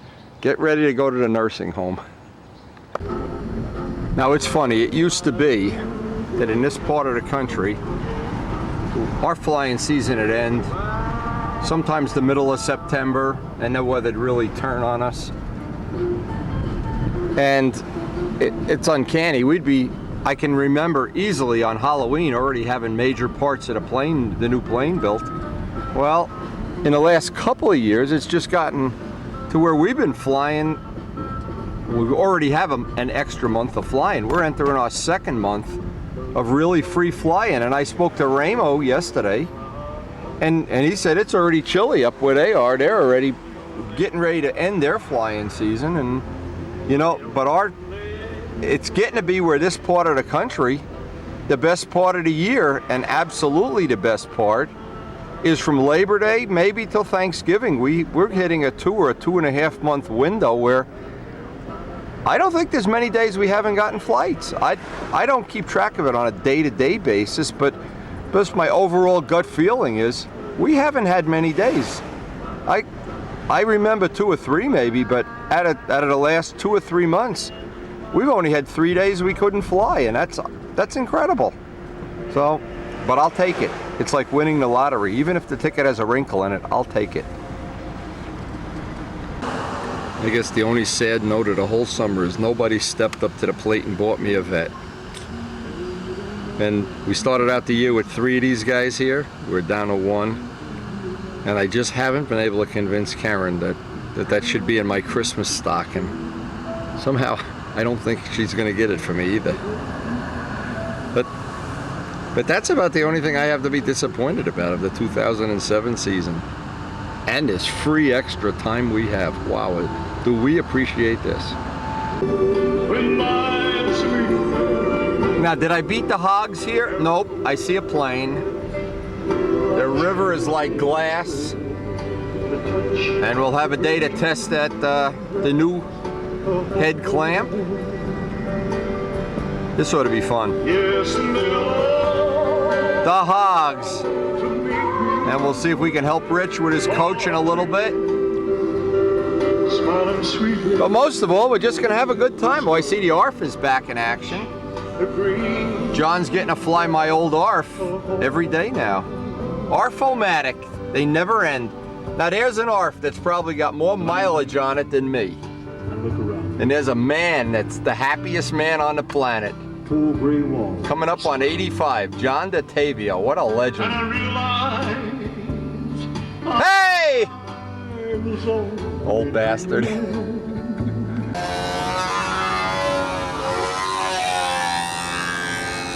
Boy, I'll tell you, this weather just never ends. Unbelievable. We have been fortunate this year. We're wearing out ARFs, wearing out 90s, wearing out the lathe, wearing out my motorcycle, wearing out our bodies. What a day. What a day.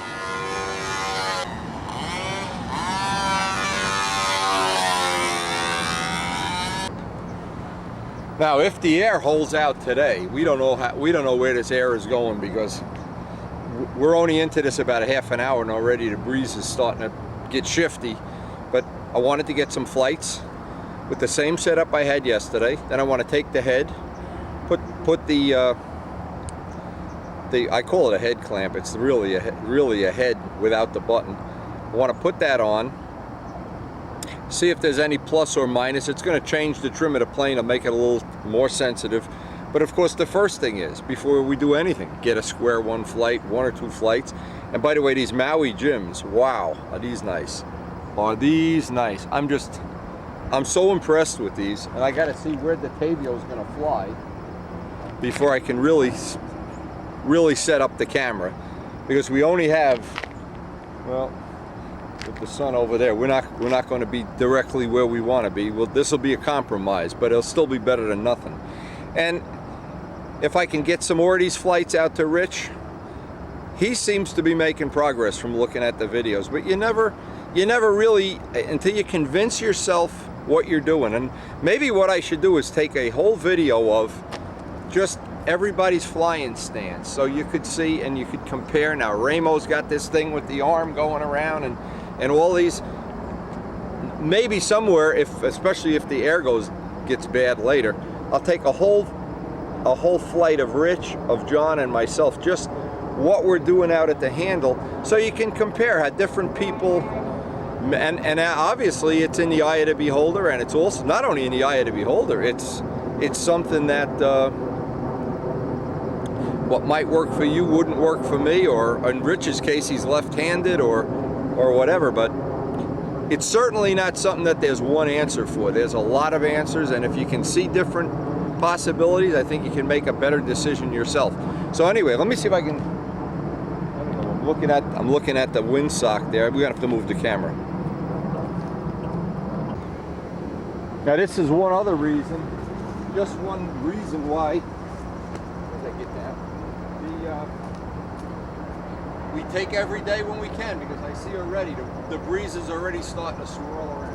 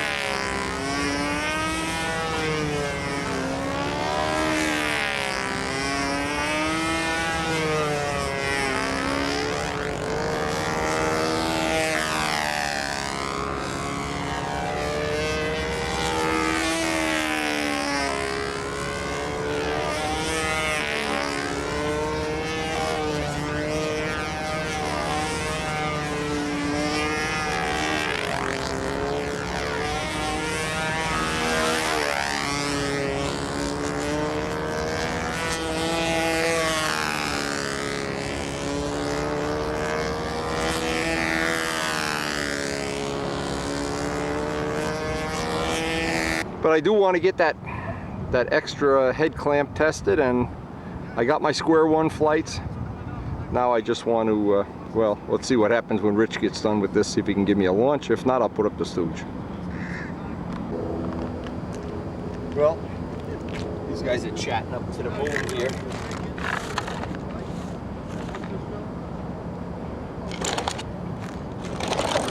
Anyway, and I don't want to waste any of this time because, again, this time of year, it can really change in a hurry here. It can really, oh, I got the wrong screw. That might help.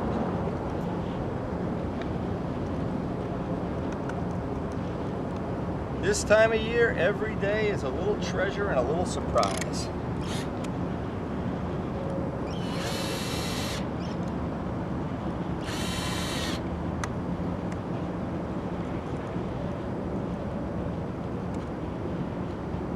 I don't even remember which ones of these are worn out. This one's worn out. Look at this. Holy mackerel. You gotta get some. That one's shot. Better get some new screws here, Chicky. This could be a problem.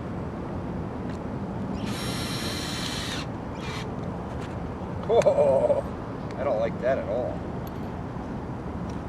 I think we're gonna have to get some new screws. This doesn't look too promising.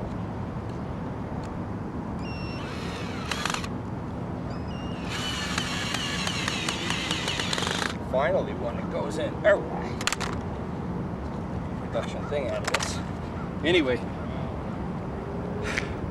one more square one flight. We're going to change the head clamp. Now, what I thought I'd try to do, I don't know if this is going to work the way I want it to. What I thought I'd try to do, and this is for Raymo's benefit, I try to record, again, we've kind of lost the air for doing bottoms, but I wanted to record my body position to give him some idea of and I don't know how accurate this is going to come out, we'll find out. But if this may or may not be a help for Raymo, or for maybe for other people too, I don't know. We'll find out.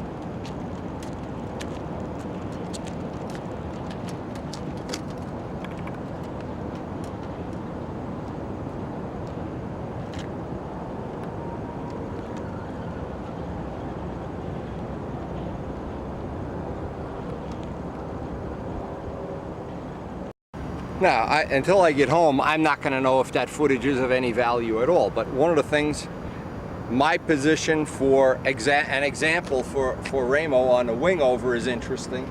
I like to set my foot, go over. My feet basically don't move until I'm almost at the pull out. I always like to have a little bit of a crouch because I can back up without altering my wrist, and that keeps the plane steady. If I feel it going soft anywhere, I can just take a half a step back without doing this. This is the one thing you never want to do, because watch what happens. Every time you do this, your handle setting changes. You'd like to, if in an all-perfect world, you'd have an arrow shaft for an arm, and you'd just be moving your body. And this way you could control that. I don't know if any of this is going to be of value, but and I'll shoot the other guys. They left already. Again, the air, that flight was lean. We're getting through some nasty stuff right now. It's coming through here swirly, and so it really isn't of any value to go starting to put in wing over bottoms or anything. But we could still work on, see, here's another thing. On a day like today, you can always work on something. You can work on the body position. I can try that head clamp. In fact, I think I will right now. Even though it's now getting to be kind of an iffy day, it started out real nice, it got real iffy, and it's getting worse. But if I can get one flight on this, I'm letting the motor cool down, I'll have another cup of coffee, and I'll try that. That's gonna change the CG just a little bit. In this case, we don't need it. This plane has a rocket corner. This is by far the hardest cornering of all the planes. But again, this is what I'm looking for with that clamp, is to see when I get rich runs where it's a lot richer, on a cold day, it doesn't start to want to shut the plug off. I know for sure we're not going to use that on a hot day, but to have that choice, because we're going to be flying with jackets on pretty soon here, whether I like it or not. Oh, here comes some more driving students. Just this thing, buses, driving students, it never ends. And some of them actually are pretty funny. This guy that was learning how to drive the bus, the thought of him driving children around is, you may as well put the kids on a roller coaster with no seatbelt. Backing into cones, he moved the cones, he backed over them. Geez, unbelievable. But anyway, once this cools down, I'll get the table over here. If the engine's running too hot with this head clamp, well, we know at what point in time should I put the old head on with the fins. Also, if I wanted to take even more cooling, I could take a stock head and just sandblast it. Not the part where it seals, but the top part. And the way you do that, you put duct tape on the parts you don't want to have the sand cast. And if you've ever noticed on motorcycle engines, the real racing engines, the real engines, not the ones they sell in the dealership, the real Ducati race bikes and the real Suzukis and the real Kawasaki's, they're all sand cast, they're all rough. There's no smooth polished parts, or very few, just so they look cute. But the parts that really matter, because the sandblasting adds a lot of surface area and it lets it cool more. But in our case, what's happening with this motor, with the compression so low, it's tending to overcool. It's like wanting to run with the choke on all the time. So again, this will be a test. If it doesn't work, I can undo it. It'll only take 5 minutes, and right now I need a coffee break anyway. Let me go get the coffee.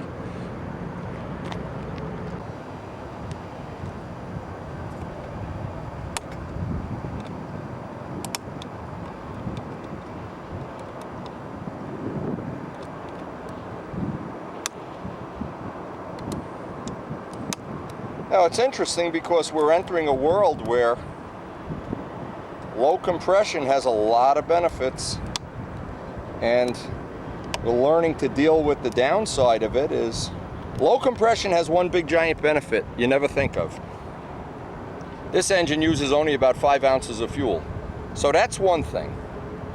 That's one thing that's, well, it's very nice. You don't have to buy the fuel, you don't have to carry it, among other things.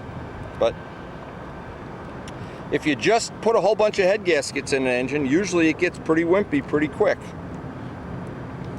In this case, because it's got so much displacement relative to the weight of the model, it doesn't really do that quickly. You've really got to put about 20 head gaskets in here before it gets wimpy. But what it does, it gives us a giant ability to tune things that we normally wouldn't have. We normally would not be able to tune things this conveniently.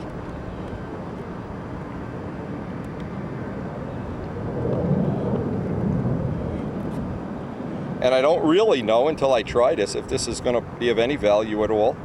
Again, the things that are not, I'm not trying to change the compression of the engine. I'm just changing the head clamp.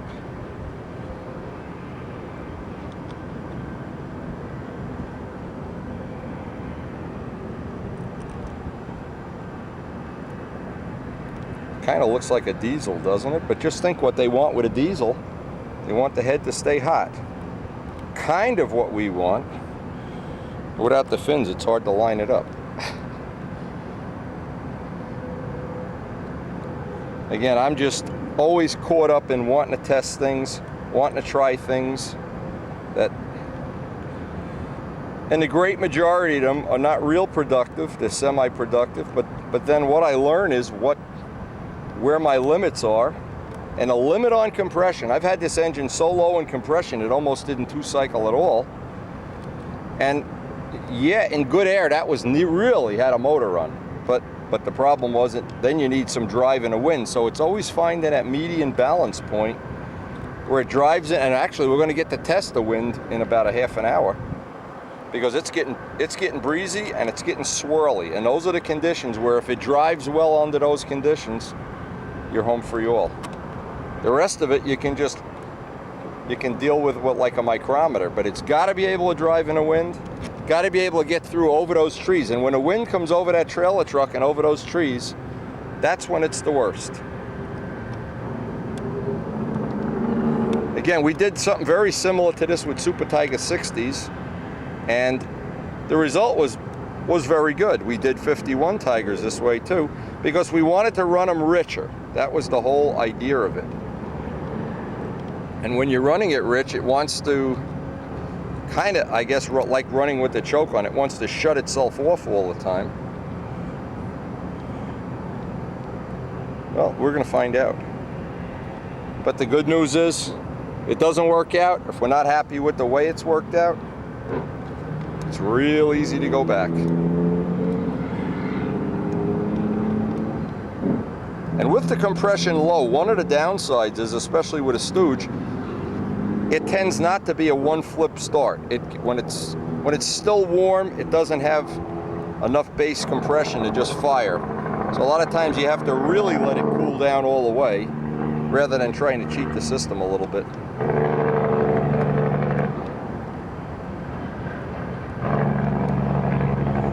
Anyway, this will be an interesting test. And it's the part of this whole model aviation thing that I enjoy the most. And I hope this thing, this body position thing is such a giant thing. And it's a thing you never see written about. You never see, maybe it's something to write about for future control line world, I don't know. We're certainly going to find out. Well, it should be cool enough to start now. Again, that is truly one of the downsides of lower compression engines, is they tend, when they're hot, not to want to backfire and start. Now, obviously everything has two sides to it. And it's just a shame that we've lost the air here. It's really gotten swirly. And once it gets swirly like this, you know, it generally doesn't just get better. You may as well just go home and start doing something else. Get out to Suzuki and take a ride, because that's the way it is this time of year. And that's why when we get these days, we just steal them, we take them, we don't complain. Put them all in the bank. Now, John just had an interesting thing happen this morning. His ceramic fuel filter, exactly what happened to me at the team trials happened to John Detavio this morning, and I have a feeling I know why. His was exactly as old as mine was, because I had given it to him. So those ceramic things, they break down in some predictable amount of time, and I think the reason is they're not really made to be used with alcohol. I think they're just made to be used with car gas or something like that. Anyway. But be aware, if you have a ceramic filter, replace it regularly.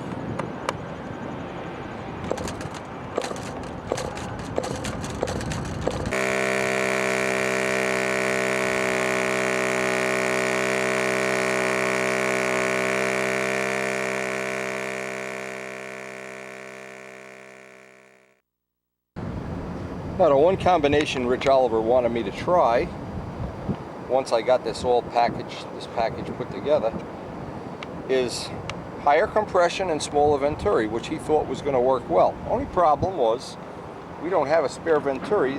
This is the smallest of the ones we have.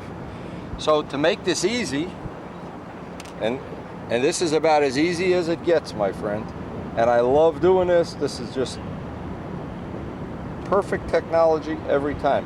What we want to do is take out some pantyhose, of which we have nice little squares already cut,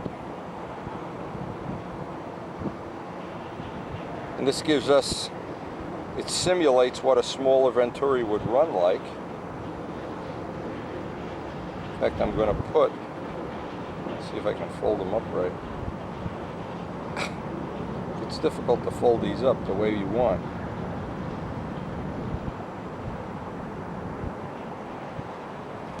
Once that's on there, nothing but a simple O-ring.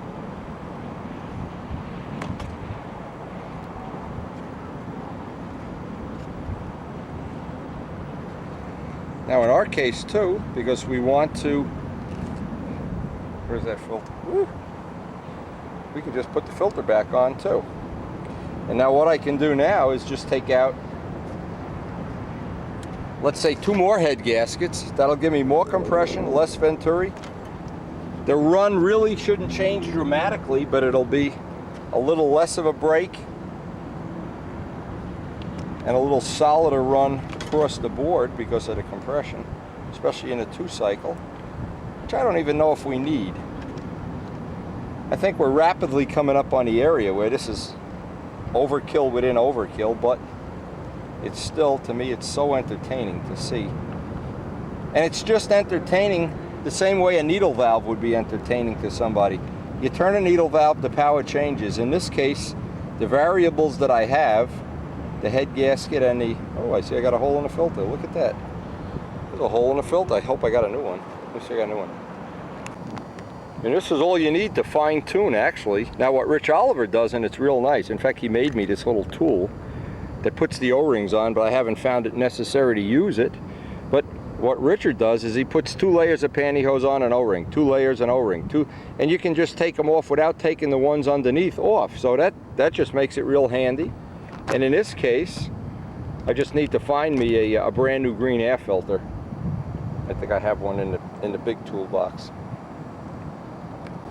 Now what I've found too, and for sure this is true, this is a new one, brand new one, and an old one. You can see what's happened. There's a little hole in there. Well, just the thought of sucking in that, the stone would go right through there, or a little chip or something. I don't want to take any chances. And I spend so much time trying to tune these engines and get them right on the razor edge that once I get them there. And the neat thing is, once you get them there, they're there forever. In this case, for the end of the first season of development, this is like a miracle. Now, I'll take the head gasket. I'll take 2 more head gaskets out. This should give me a little bit different run, but it's always fun to me. Richard likes to run it a certain way. I like a certain way. Everybody has a personal way they like to run a motor. I like that hard 2/4 brake, which seems to work for me, but again, it's really personal, really personal. I just noticed another thing. We've worn out. This is going to be the 3rd set of wheels we've worn out on this thing, and I just replace them and rotate them, but we're wearing wheels out. Anyway, so far this looks like it's got some promise, and in cold weather I know this is going to be perfectly good. The thing I don't know is in really hot weather where the point is going to be where I want the head fins back. Again, that's what makes this all challenging and interesting. And if we had a 3rd head, I'd take a 3rd one and sandblast it, so I'd have 3 different choices.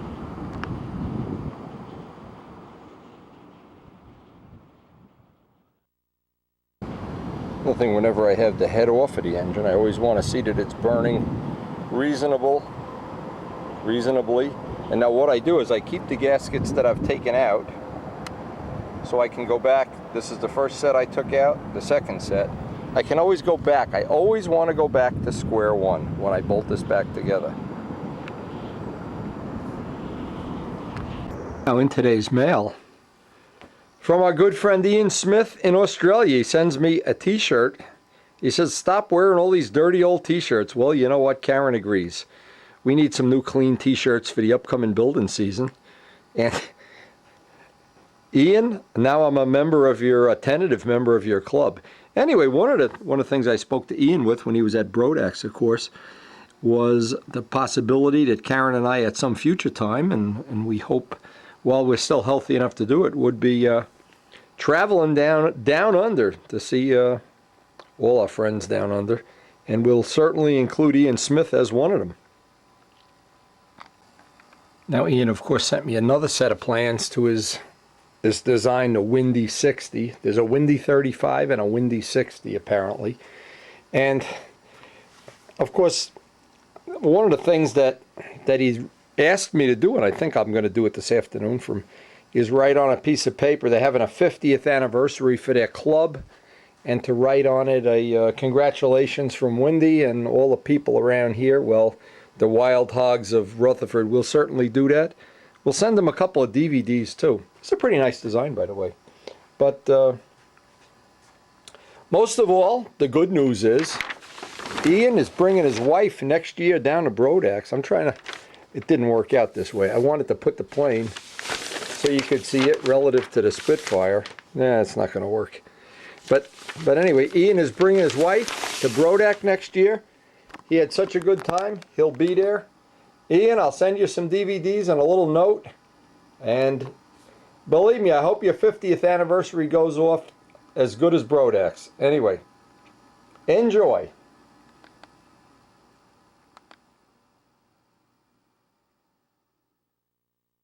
And the next thing we got, Tom Hampshire sent this back to us today. He did a real nice machining job on the back so that we could install our typical 90 header. And I also got the mounts from Joe Adamusco. These look real good, by the way. Next thing on our list, and we really have to move on this pretty soon, is we got to find a 3-inch spinner that's going to be appropriate for our use. So little by little, the pieces are all coming together. But it just takes time, and I like to pre-make this stuff. The bell cranks, we have to make push rods. The bell cranks are almost ready. But this was one of the things I wanted to do because I'm going to do some work on this case before I send it back to Richard to have him make the motor. And I don't know right now if I'm going to have the liner drop 30 thousandths, 20 thousandths, no thousandths. That's why Richard and I are still working on it. And I also need to do a little bit of development on the Venturi thing, and maybe tomorrow I'll get out to the field and try to test it. But I wanted to test a little different Venturi shape, and I finally, after all this time, I found one that I think I can use to do the test. So it remains to be seen because, as always this time of year, every day is an adventure. Now another project that we're going to be doing in the near future, Rich Walbridge, I have his motor and pipe set up in here, and of course his wife just had twins, so I guess he won't be flying in the next couple of weeks. He's ordered some props from Brian Ether, and we're going to try to dial the props in on his motor and pipe, get the best ones we can for him. That's another project we're going to be working on. And we just got another order for 2 more carbon fiber tanks, so a lot of custom work going on here, including making props out of Doran's mold.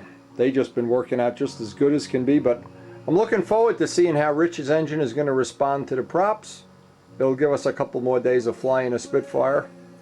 Just as a change of pace. We like to shuffle them in and out, the Ferrari planes and the Spitfires.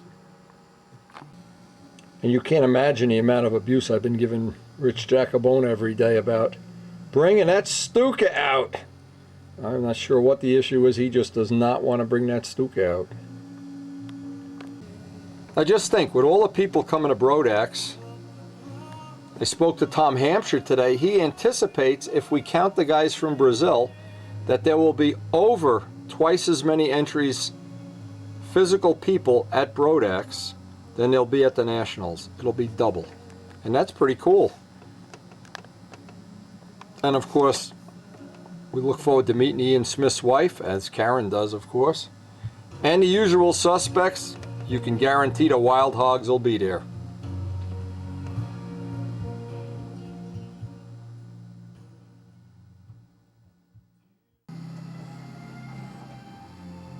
Now, every time I watch any of these World War II era videos, one thing jumps right out at me. It jumps right out at me. I just missed living in that time. I was born the day World War II ended. And there's something about that time that it just fascinates me no end, and I never really can define what it is. Maybe you can.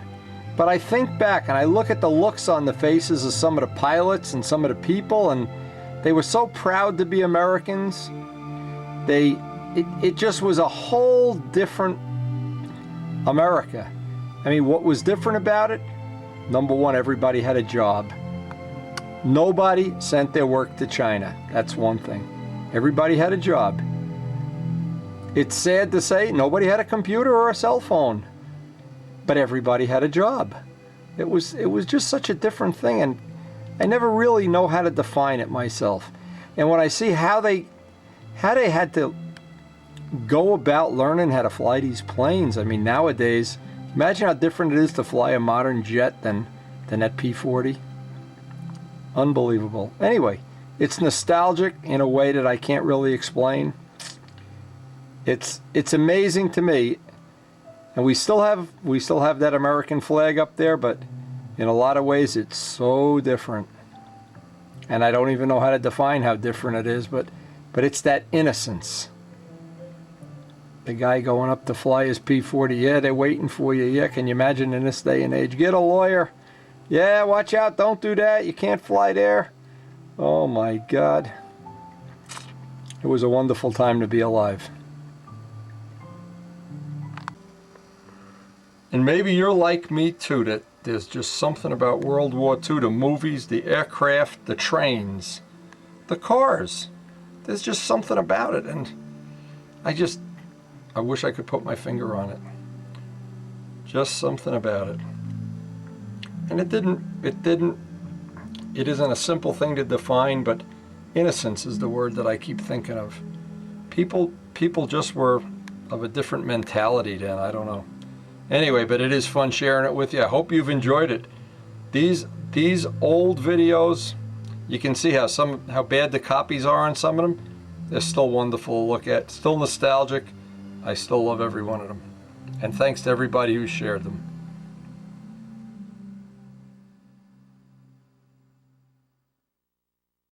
Got some cool pictures today from Don Schultz. This looks like a copy of Gildini's Stingray. And quite a funny email saying he's in exile somewhere in Wisconsin. I don't know what that's all about. And here's Don in his studio airbrushing. As you may probably remember some of his cartoon work. Exiled in Wisconsin. I'm not sure what that's all about.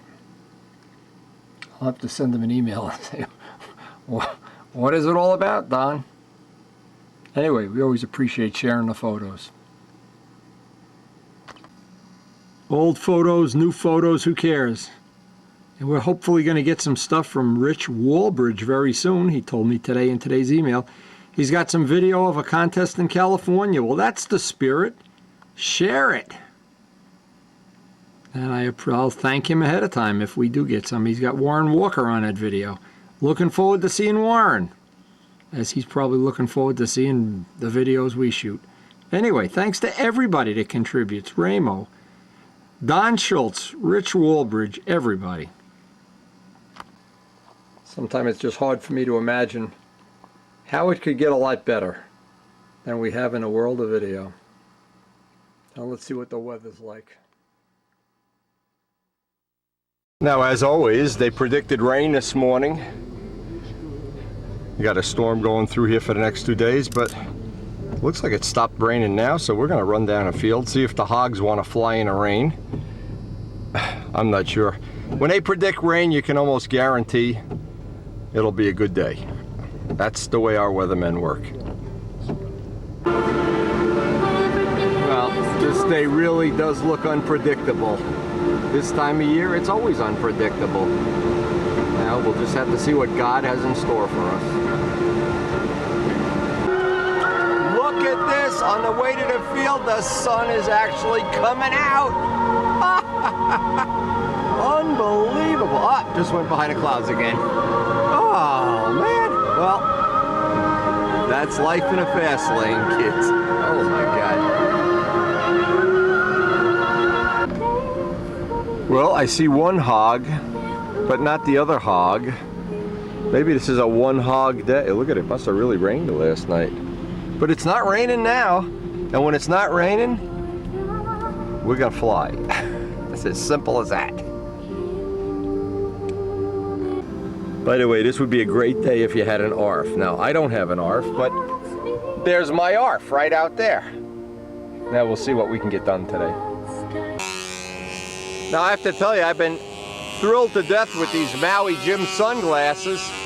And what a day like today where it's really overcast, there's no sun at all.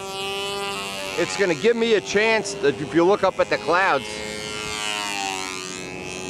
I gotta do this once in a while too. See how that look? It almost looks brighter with the Maui Jim. So anyway, good day to fly ARFs. It's a little breezy. Rich is on his way here. He had to go back to the house to get something, I don't know what. And I'm glad John is getting good use out of the ARF. This ARF is gonna be a year old. It's probably a year old already. I'll bet every person on the East Coast has flown it, in Texas. And we've certainly gotten our money's worth out of it. Absolutely. That plane is gonna be, and the one Ramo has, looks like he's certainly getting a plenty of use out of it. And Brian, it goes without saying, Brian's is unbelievable. All right, we're gonna get set up. Get some flights today. Well, the weather turned sour today. We didn't get much done. We got a couple of flights each, but the air is just gone into Swirl City, so we're gonna cut our losses, quit while we're ahead, get back to the shop. We got plenty of stuff to work on back there, and if the air isn't real good, I don't like to waste it if we have good air, but today there's waves on the river, and it looks like, from looking at flag, it looks like it's going to get worse by the minute. We even had a few raindrops while Rich was flying, and I really don't want to get caught in the rain. So we'll head back to the shop. But still, even this, a couple of flights, still better than no flights. Still good exercise. Now I wonder if our friends the geese agree. A few flights are better than no flights, and yet we really miss you guys having goslings this year. So don't forget, next year, goslings.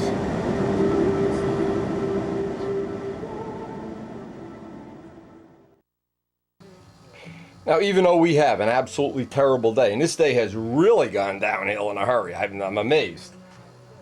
If I knew it was going to be that bad, maybe I should have saved my time running out to the field. There's still a couple of things before this season ends that I wanted to test, and I guess I can do some of them today on the test bench, even though I can't fly. I'm not realistically going to fly here anyway.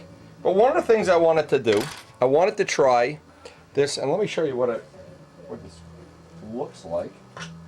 This is kind of a tricky Venturi. I'll call it a trick Venturi. What I wanted to do, I want to pull the engine out. And while I have it out, because I can't, flying field, it's useless to even try to fly today, I'll set up the test bench, and I have to set up a test bench anyway because when Les moved to Texas, he took the good one. I have to set up our old one. But then I want to run this motor with all the stock parts on it. The stock head, the stock, all of the parts, not the trick parts. Run it just as if it was coming from Richard. And then put this Venturi on and see if we've got a gain, a loss, or a tie. and that'll be interesting. That'll be an interesting test because, see, and I'll at the end of this, I'll make a dissertation about some of the work we've done with Venturi shapes and sizes, but we've never done it on a 90. We've always used the relatively, I should say, relatively standard Venturi that Richard supplied, and he had one with a sleeve, a stock one, but I've never had, up until today, I've never had extra ones that I could really fine tune. Now, the trick is when you have a Venturi like this, it's a constant, it doesn't flow as well, which is one of the things we like, which means it's sucking fuel better. So it's a trade-off. Now, in this case, and we've done this on the 61 and on other engines, you can vary this by the length, by the diameter. But for right now, this is a 215, and a 215 is a good relative to this. This is a 225, and it's got a taper. This should, in essence, give us a smaller Venturi. Now, what Richard wanted me to test was smaller Venturi and more compression. So what I've done already is put the stock head on.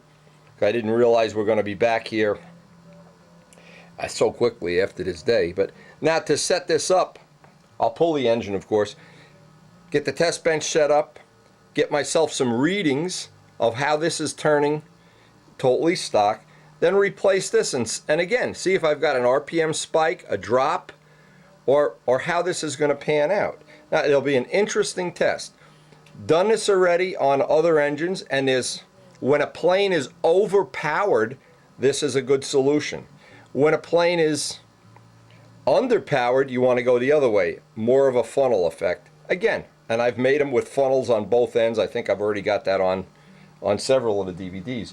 But this will be an interesting test, and what's good about it, it's the end of the season. We're coming up on the very end of the flying season here, and we keep stealing these days, but every day it gets more and more obvious we are coming up to the end of the money in the checkbook here.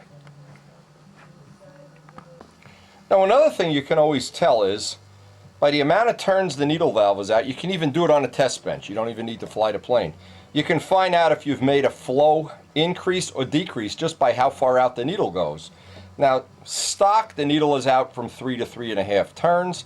We've been about 2.5 because we've had it decompressed, a lot of head gaskets, lower time liner. So we've had a whole different set of tuning factors.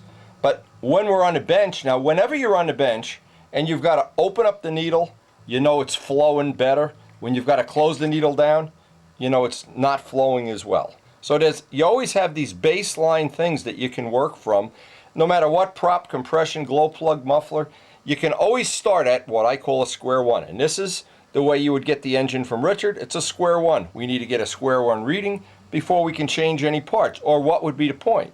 If we had the Hemi head and all of the non-stock parts on, we're developing something that we really can't pass on to other people. Now, what'll be really nice is when we get the props that Rich Walbridge is going to send us, because we have his motor in our Spitfire, we'll be able to tune just as if he were here, because pretty much he'll be able to see what we're accomplishing on the DVD. He'll be able to see what we've done, what we haven't done, and then by returning the motor, the pipe, the prop, pretty much set up, even with the needle set, hopefully. We've already got the Venturi changed in his engine, so we'll have a package. Hopefully he can bolt right into his Cardinal or whatever plane he's going to put it in, and it'll work. It should be very close to being where it should be. Now, usually the Brian Ether props require a little pitching, a little fine tuning. They need to be cleaned up, but that'll be a good little exercise for us to show on the DVDs. And one of the things I always appreciate about this and Jose Modesto's test plane, and by the way, we could be doing a lot of this testing in the test plane for whatever reason, but I guess we're just lazy to swap the motor out. Because right now the plane that we used as a test plane is only an ounce or two heavier than this, so we'd probably be getting real good readings on the props and on things like the tank shim and whatever. And of course it's always nice if you can do that, or in this case with the Spitfire, that we're able to do it for Rich Walbridge, or that we've done it already for Ramo Bark. And that's what I like about this, is just being able to pull this motor out so quickly. There's no zip ties or anything to deal with. Now, this is basically our 20-year-old test bench. I get a little nervous running a 90 on this, but I guess it's okay. But I really loved having that one that Les made, but you know what? He's going to be using it down in Texas. And I got to get this set up. I got a table from Costco. I want to put this on kind of semi-permanently, so maybe I can get it on a little bit more solid for doing all this testing, because we're never done breaking in motors or running tests, or like today, we're going to use up what amounts to be a lousy day doing something I hope is going to be very productive. So let me get this set up on a bench before the rains come. They're already well on the way here.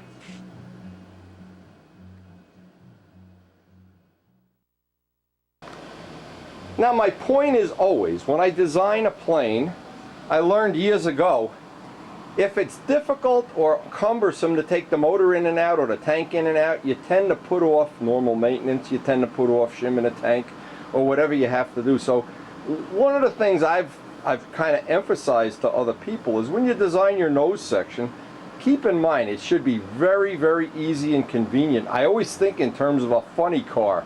Taking a funny car and they pull 2 cotter pins and the whole body comes off. Well, boy, I wish that were the case, but it's a little more complicated than that. But on a day like today, I wouldn't want to have it that it's all cumbersome and a problem, and it's a half an hour to get the motor out. Being able to get things in and out is a giant advantage when you want to do fine tuning. Now, if you don't want to fine tune, you just want to put a motor in and go flying, obviously a lot of people do enjoy that, that's fine. But it's really handy if you can pull everything apart very quickly, and when you design the nose section, that it comes apart very easily and methodically. Now, just as an example, on a Spitfire, one of the advantages we have on a Spitfire, Rich Walbridge sends us the motor. We put his motor, his pipe right in there. We can test props. I can do it at the field. I can do it in a matter of minutes. The tank is very easy to get in and out. Nothing is cumbersome. That's one of the better ones I have, and in fact this actually is the last of the planes that don't come apart in pieces, of the no take apart construction, and that's a good way to do it. The Spitfire way is, if you don't have any creative ideas of your own, just copy the Spitfire. And we definitely have some big storms coming in here now. This is not funny.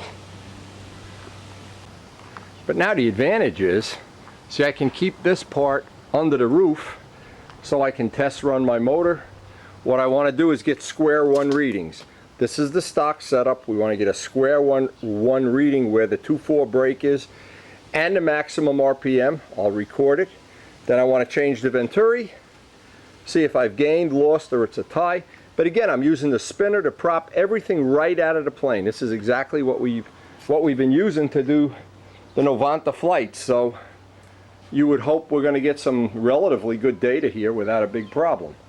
But you notice I got extra screws on everything. You know why? Because the first time Rich Jacobone had this little wooden test stand. I remember this. We were in Pal Park, and he used to break Foxes in, and all of a sudden one day he went to break a Rojet in, and the thing was walking across the parking lot, and if you didn't pay attention to it, it'd wind up going into a car or something. So I've made sure we have a big heavy table, a Costco table, and about 25 sheetrock screws holding it down. Now, granted, it's not as good as the one we had when Les was up in our area of the country, but it's certainly usable. And we'll be able to get the data on this, I hope, and use up what amounts to be a day that otherwise we're just dead in the water here. Now, one of the things that's important too is, if you're going to do this kind of test, to use exactly the fuel you always use, the prop, everything, the glow plug, the stock parts on the motor, because without that, if you're using, say, 5% fuel for the test and you go to the field and run 10 or vice versa, or caster, no caster, or a different prop, you just make a mumbo jumbo out of the database.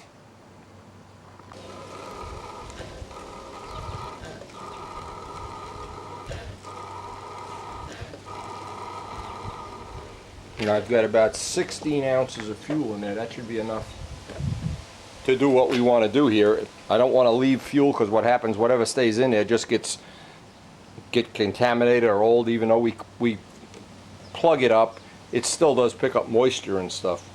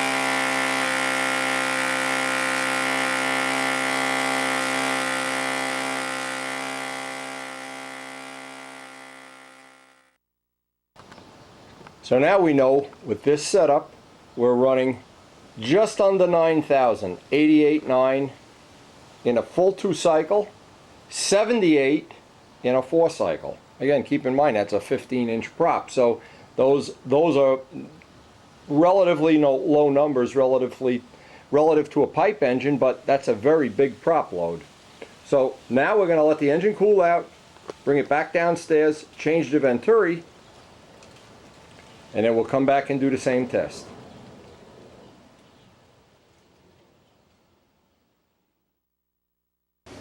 Now what this tells you too is from the reading of where it's on a two cycle, 4 cycle brake to where it's in a dead 2 cycle, there's 1,000 RPM gain. That's a very, very powerful setup. Now, but keep in mind, that is the stock head, all the stock parts. With the Hemi head, I'm sure those numbers would drop right back down, and or this head with a few extra head gaskets. Now, also the needle valve is considerably more open, almost a full turn further open. So we know this is really a powerful setup. And we can tell that before we even change the Venturi. But once I change the Venturi, we'll see if those numbers stay the same, go up, go down. But we can do this all on a really, really lousy day and not waste a day at the field. That's the whole point of doing this. A day that we could be flying. I always like to make sure everything's nice and clean in here and to oil the O-ring before we put the new Venturi in. Now I'm going to see with the brass tube just how much I can choke this down and still get the same RPM or something close to it, and if it doesn't, we'll just go back to the old Venturi.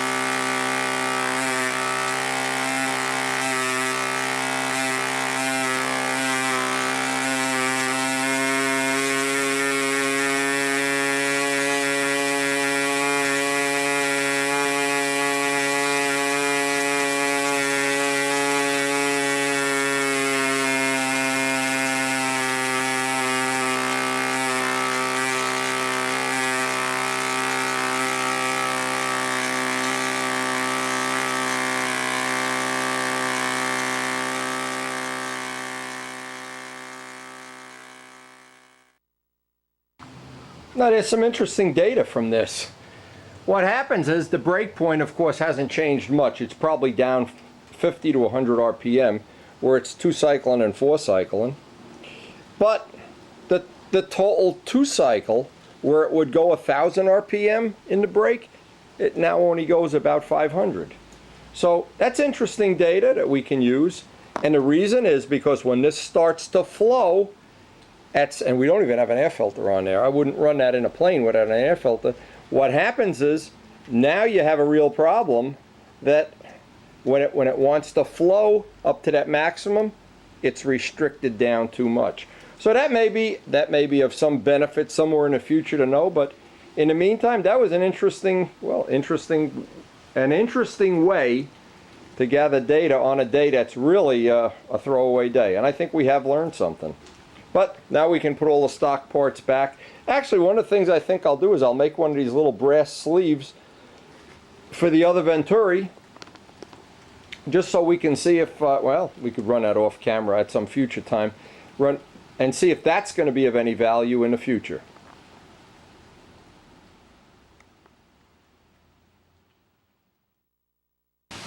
And before we even get our test bench put away, the rains are falling. But we've gotten something. It's so important for me to always think this way, because our time for flying up here is limited, our field time is limited, and our shop time, our life is limited. And if we could take advantage of these things, we've actually taken advantage of a rainy day.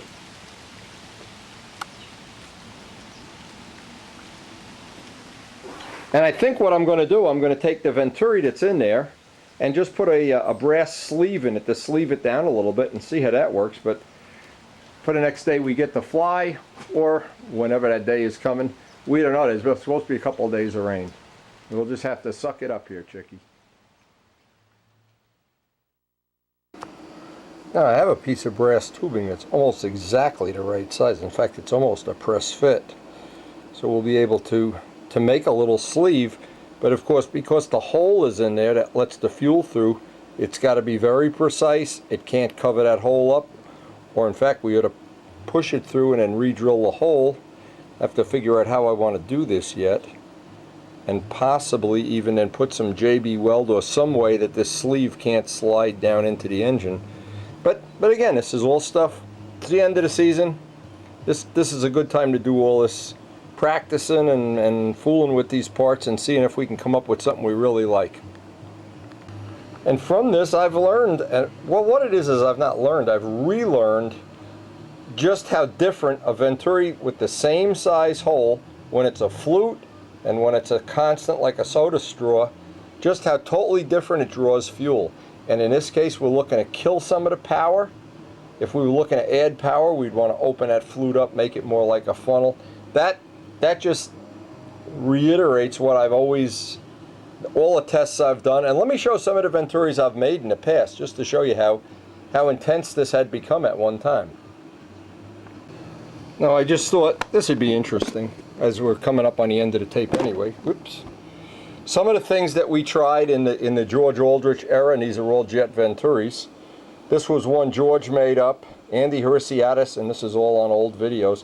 Andy Hirsiadis made a tool to make these. Again, this is what I call a soda straw Venturi. Limited to power a certain amount. And back in those days, we were just experimenting with crazy stuff just to see what would happen. We made some where the needle valve went right through the case. Of course, when that needle valve goes right through the case, the hole gets to be over 300 thousandths instead of 200 thousandths. Here's one we made for a Super Tiger. Again, if you see these, and this was one of the things even Glenn Metter and Lou Dutka were experimenting with Tiger 60s to try to get them to draw fuel. Now, the longer you make this, it tends to kill the 2.4 brake. Now, here's the opposite thing. Some of the ones Craig Gunder made up, like big race car funnels, tremendous funnels. Again, some of the ones George made up, George Aldrich we were in the middle of testing these over and over again. Here's a whole set for Tiger 60s that we made up. But again, one of the things we experimented with, and this was for the original jets, and the original jet was a 50, not a 60, so we were really trying to restrict this to a certain degree. You can see how many of these I have made. Well, Andy Hirsiadis made, George made, among other people, and I've got a whole box with other Venturis in it. We had tried at one time getting a needle valve up above, thinking that would be of some value. And you know what? the things you learn from it are, what you learn from all these tests is you do have choices. Overpowered plane, this would work great. Underpowered plane, this works great. And you can see that it's a lot of work doing this and a lot of time. And if you can use up, there's one with the needle valve going right through the body again. Here's one with the spigot we made up. One of the 50 ones has a spigot in it.